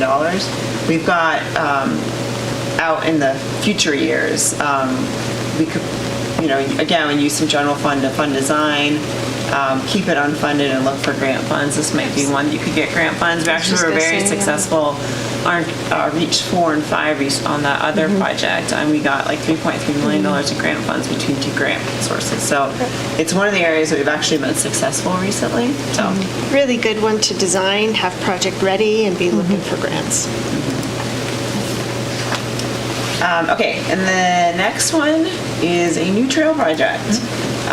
So really we just kind of went to our Trails and Bikeways Master Plan. This is one of the ones that was one of the sort of next priorities. It's a little hard to see on this graphic, but what it would do is it would connect the Riverview Sports Park and it would connect that all the way over to the Margus Lake, the dam, and then it would tie back up north up to the Glenshire area. So it's a pretty significant loop. I mean, it's roughly 3.5 miles of trail. We create like a circular, nice loop with the Legacy Trail along the river. And so again, our strategy has always sort of been to use Measure R or Measure U to sort of fund the initial design and then use it to leverage grant funds potentially. So that would still be our plan. We haven't had a lot of luck getting grant funds for trails lately. Some of it has to do with we're not a disadvantaged community, and that goes against us. They've also been highly competitive lately. But there's more funding coming out too. So So that's that one. We currently estimated that we could potentially start design in 2023. The next one, and we were saying maybe we would start in 2024. It's so this would be a trail connection that would connect the Pioneer Trail over to the Chalk Creek Trail. So the Chalk Creek Trail that goes from Towadonner down to Bridge Street. So it would provide a connection over to Pioneer Trail, Comstock, and then a connection up to Mobile Lane up in Towadonner. So another connection up to Towadonner. This one's a little bit shorter, 1.5 miles. We're estimating like $4 million to construct. Again, the idea would be, the proposal would be use Measure R to fund design, and then we could use maybe half the construction costs would get funded with Measure R, and the other half maybe come from grants or other funding sources. So again, those projects are a little further out, but those are some of the projects that would get picked up maybe with the passing of Measure U, and with some additional staff signed to that. Okay, we're getting really close. 2 more. Downtown Railroad pedestrian crossing. This is one we added. It's kind of far out in the 5-year budget. It's, almost a $10 million project. We think it's about 1.25 for design. And what it would do is it would provide a pedestrian undercrossing or overcrossing over the railroad tracks connecting West River Street to Donner Pass Road, sort of near where the new bridge across the river would come, where the new park would be on West River Street, and then not sort of near Spring Street on the north side, to be determined. So again, the idea is like, do we want to put some general fund money in there to start design, get it put it on the shelf, ready to shop funds if something becomes available. So that's another one. And then the last one is traffic impact fee program. Nikki talked about that a little bit. I only put this in here because we are due to probably update our traffic impact fee program regardless, and our facility impact fee program. The idea is maybe also doing this VMT mitigation program or some sort of mitigation fee, doing that all as one big study, with initiating in the next fiscal year, and it might be a 2-year process just because there's a fair amount of analysis and public outreach that needs to occur as part of that. Okay, so next slide. This is a list of all the projects we went over. But the top half are the ones that I think they're pretty well defined. We've sort of put money in. It's the second half starting the Jaboom Street sidewalk feasibility study. So if you go to the next slide, that might be easier. So this is the list of the short-term kind of priority list. These are the ones that are pretty much funded in our budget. We've worked a lot on, and unless we can move on to the next slide to talk about prioritization, unless there's any questions on these or comments. When we say Church Street, Trout Creek, that's just the study. That's I shouldn't even put these on the list. These are the ones that our contracts are awarded and we are starting construction. Got it. No going back now. Okay. Now the projects prioritized, sorry, that text was a little small. We've got the Jaboom Street sidewalk, between Bridge Street up to Coburn, the Pioneer Trail and Bridge Street extension, and Vision DPR, the eastern segment, the roundabout at Northwoods, the Legacy Trail Phase 3B, and then the streetscape for Jaboom Bridge and Church, the Trout Creek Restoration Phase 1-2, Morris Creek Lake Trail, and the Mogul Lane Pioneer Trail. Those are the 2 new trail projects, and then the PED crossing. So based on the input we got from years last year and what's in the current budget, what we had currently sort of proposed is to use general fund to sort of get design started on a lot of these, but really putting the fully funding the Envision DPR segment and potentially the Northwoods roundabout, although I'm hearing that that's maybe not the right thing to do.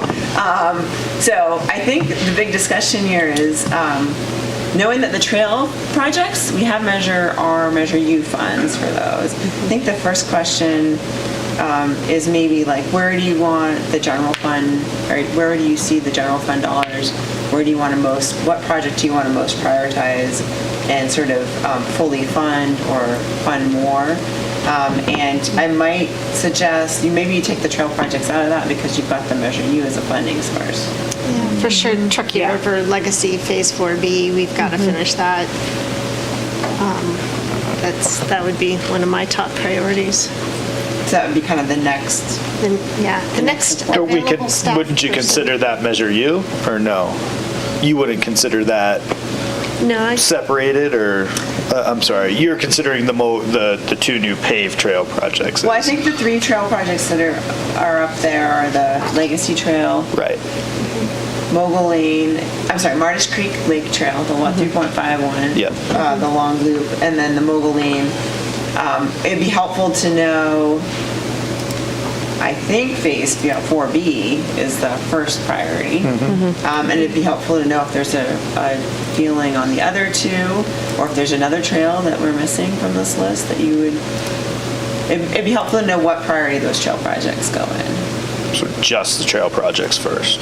I definitely Break it up and make it easier. I mean, I definitely agree that the Legacy Trail is Yeah. always going to be number one. We should retain a commitment to that throughout, no matter what we do. As far as the other ones, I mean, I'd like to know what Truckee Trails Foundation wants to prioritize. I mean, it would be good to know. I mean, I would say the Martis Creek Trail seems, to me, the reason why I would put that one above is simply because it links Riverview. So it links a huge recreational amenity. It takes also some action from Glenshire, and it sort of creates a little bit of more connectivity.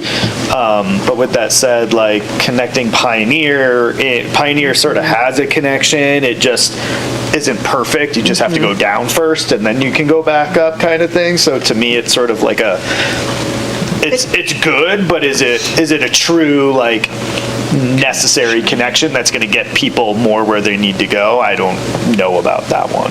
But. I think what's interesting to me about both of those is what they're going to ultimately do is divert some of the impact that are on those existing trails, which right now is huge. Those trails are impacted. They are really busy.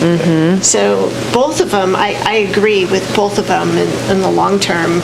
I really don't know which one would be through that lens. I think diverting some of the traffic off the existing Legacy Trail is a bigger priority than the Trout Creek Trail. Okay, I can agree with that. I just think it gets so much more action. As long as, we just touch base with Truckee Trails Foundation and validate that. And is it envisioned also that Truckee Trails is responsible for like the sawtooth, the dirt parts? Like, are we taking responsibility for pavement and they're taking responsibility for dirt?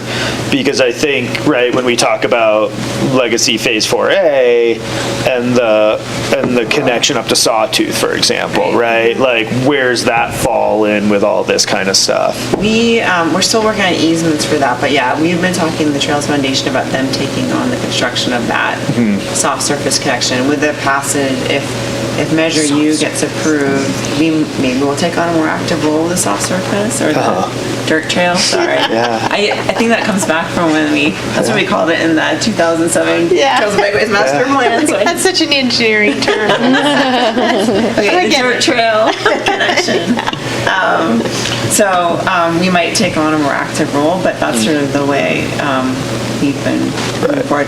And those are already in design, regardless. I mean, they're not sort of, they're sort of in process. These are actually like new connections that need design from zero to get us anywhere, basically. Yeah, to put us in a position for additional funding opportunities. Can I offer something else for consideration in connection with the trails and talking to the Trails Foundation? It's really easy for me to ride the Legacy Trail up to Riverview Park. That's all connected. It's easy. It's great. What's not up here is connecting from the trail network north of the interstate to the trail network south of Donner Pass Road. Probably the hardest and most dangerous part of riding from north to south is coming down Bridge Street just under the interstate after getting off the trail and navigating Bridge Street across Donner Pass Road and the railroad tracks and getting on to West River or East River. That's the dangerous area both for recreational riding and... The purpose of the Legacy Phase 4 and the bridge is so that you don't have to do that. You're still going to have to get on. Coming from the north to the south. From the north to the And so you segue into my perfect next priority, which is the Jaboom Bridge and Church Streetscape, because I think it solves that problem. Yeah. And it finishes the frickin' downtown, Yeah. which is what we've been trying to do. Plus, it just makes it more pedestrian friendly. Yeah, it makes the downtown consistent. It prioritizes alternative transportation methods in a safe manner. It can, right, through that design. And you're connecting all of that. So that's... I would agree. If it accomplished that, I'd certainly put that number one. Well, we would say it would accomplish that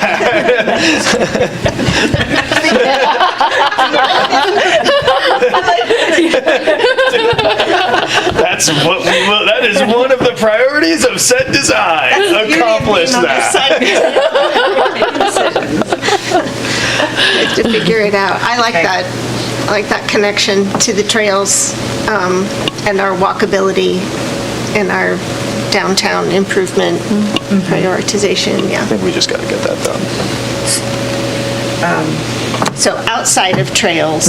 Yeah. So We just when I think tried to help us segue. It's connected to... It was a great segue, because that was what I was going to suggest. So one thing I just heard is that the sidewalk, the study to look at a sidewalk along Jaboom Street up to Coburn, maybe, finish this process, but then that one probably gets put on hold so that you would do the streetscape project first before that one. Yeah, because you're going to end up connecting all that anyway. The same way you guys gave us Jaboom, I think 3 years ago, we had Jaboom, Bridge, and Spring were their own CIPs. And we were like, can you please stop and just put it all together? And I feel like it's all going to mash up together and just be different phases of the same project. Phase 1 and Phase 2, Yeah. Phase 3 and 4. Since you brought up Jaboom up to the Coburn crossing, and we're talking about safety, just people are walking up and down Jaboom Street from Coburn crossing, parents with kids, one kid in hand, the other kid running free, the other hand's holding the dog on the leash, and there's really no place for them to jump. They can jump down the hill or squeeze against the uphill side. Anyway, what I'm getting to, I see that as dangerous. And that's what that feasibility and improvement study is meant to address. So that's what they've been in design on. See that as being part of that Jaboom Church Bridge. Yep. I'd put those are my highest priority. Yeah. Second. And before, and before I stop talking, looking at the Pioneer Trail and Bridge Street extension, I actually put that pretty low because I think the really important thing for Tahoe Donner is evacuation in an emergency, and I think there's less expensive ways than $40 million.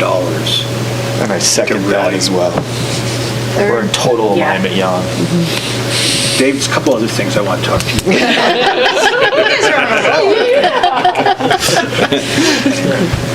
So on that one, I think we're kind of partway through this process where we're doing some environmental studies, looking at a financial strategy for that road, looking at the benefits. Does it have a benefit for emergency access? It has a huge impact on our traffic mitigation program. Yeah, and how it impacts VMT.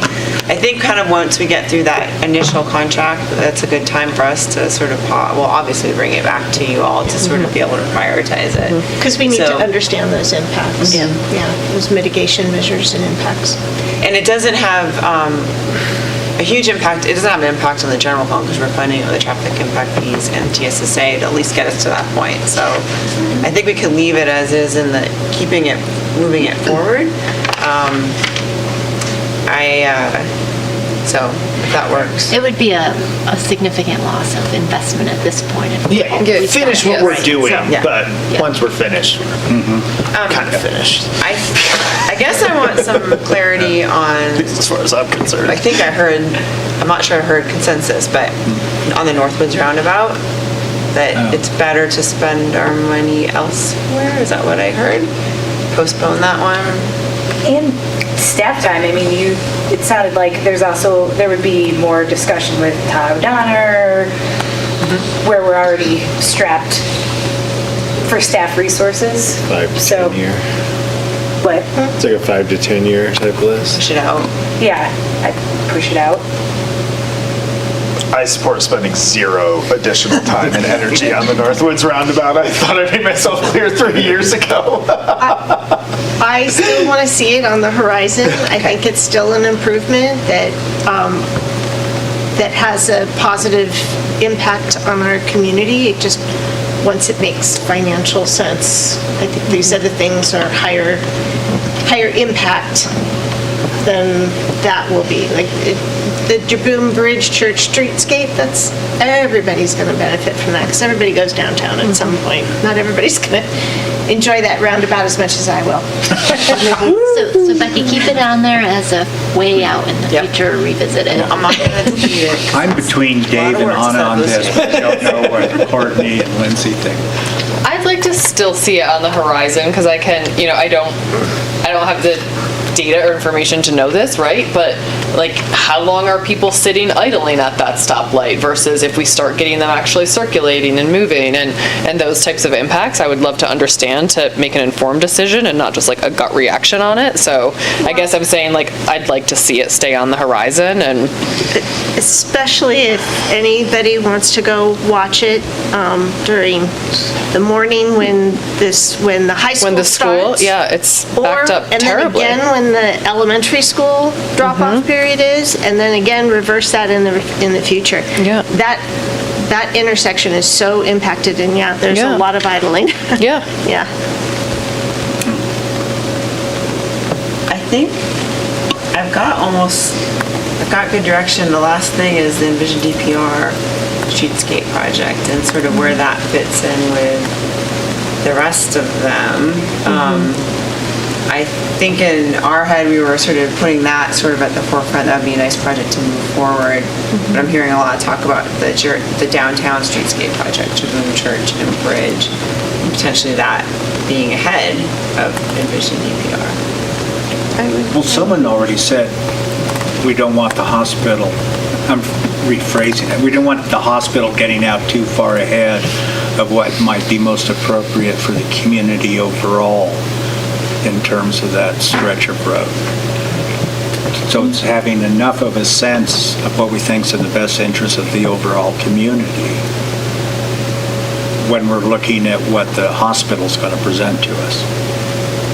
And Becky, you could have mentioned maybe we design it and then wait, for what the hospital master plan is, so that way if it was part of their development, that then they would have to build it. Is that what you were kind of saying earlier? I know what it is, though.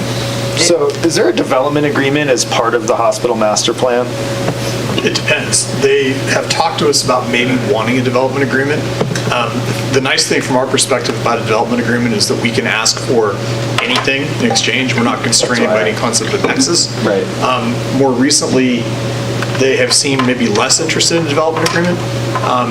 Because we asked the question of, okay, what do you want from us, and then what are you going to give us in exchange? Right. And they haven't really ever been able to come up with answers. Jenna told me that they now have a master plan application in, which we haven't looked at yet. So we'll have to see how consistent that is with our standards and whether they want. There you go. Spoilers. Spoilers. I mean, I'm hoping to read it. they want us to change a whole bunch of stuff. Yeah, they want to change a lot of stuff. They want to transfer development rights. They got a whole slew of actions that they want to participate in. So the And question since- is, does a design get us more leverage if we went down a development agreement path? Or can we simply say, yeah, we think we're going to want 10-foot sidewalks, we think we're going to want this, we think we're going to want that, and we don't necessarily need design? Where can you help us understand the difference there? Because I think that impacts how this group decides. We're going to probably have a bunch of internal conversations about how best to get what we want, to be totally honest. And I think it could be, since a lot of these things they want are discretionary, and the town has absolutely no obligation to say yes to any of them, it might be that there's a little bit of a negotiation about, well, we might think about deviating from our standards, but we're going to need some stuff in return. We're going to need wider sidewalks, or we're going to need other better connectivity, or whatever it may be. But since we're just starting to look at it, I think there's a lot to go through and a lot to unpack. So I think what the question from us is it behoove us to have a design in place, or is that part of DPR evolved enough and mature enough to mimic what has happened at the western side to give us enough to go to the negotiating table with should we get to that place? That's what I'm being very direct in asking staff's recommendation as to what lane you would suggest is the best path forward, because I think that impacts our decisions. Are we still talking budget? Are we? Is this still the budget? It is. We're talking about prioritizing our CIP projects for Eastern Doncaster Road. So that's the question is, how can you help align us? There's an option to just sort of fund some initial design, don't do final design, get a conceptual. We have an idea of what we want to do based on what we did on the western side, but we don't really have a great, we haven't really laid it out. There's a lot of different options. So there's probably some benefit in spending some money up front, getting the conceptual, kind of what we just did on, I guess taking Innovate Gateway just a little step further. Because right? you've seen their Because new there's some streetscape stuff in and that, they proposed their new roads. Their new roads are in their pre-application. So they have new roads, they have 2 intersections, et cetera, in their application. All need to be incorporated into our DPR. Would you like to be assigned that application? He had a pre-tour. I've been speaking a while. Nobody else was invited, so. Jan was. Jan and I, we buddy up on things now. For whatever reason. I'm gonna watch you two. I would say it does sound like it benefits us to at least do an initial design then for that part. So design only then. Does that sound? Sounds good. We're not going to move it into construction funding, but we want to fund the design. I think I have pretty good direction on those, unless there's anything else on that list.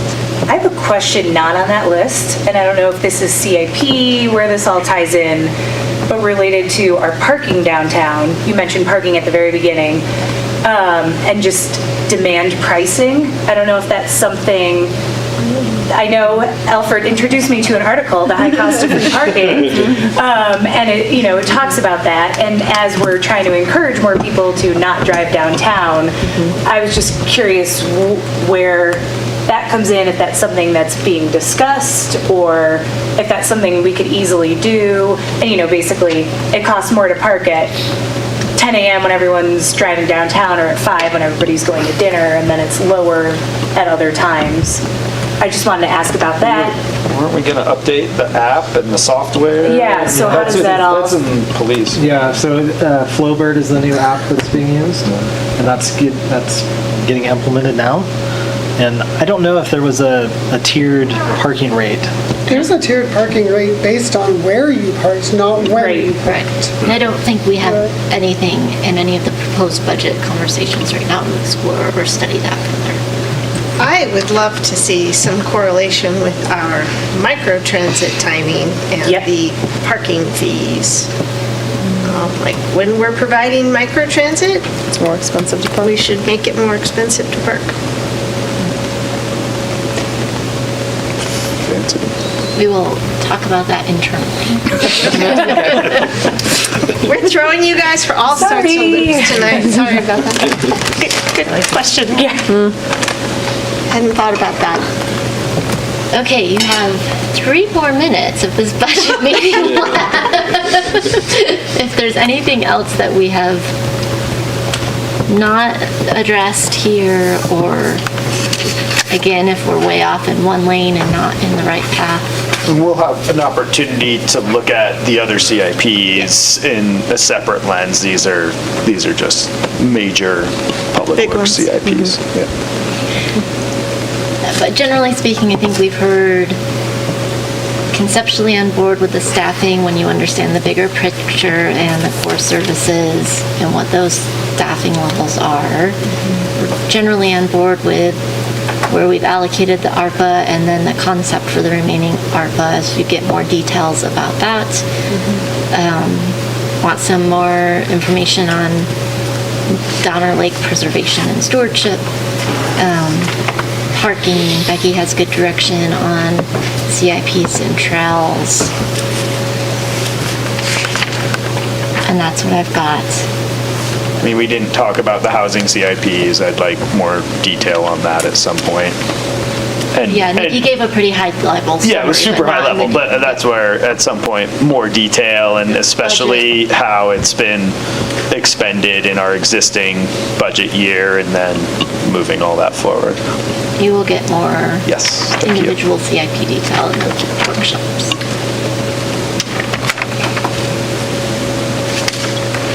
Anybody else?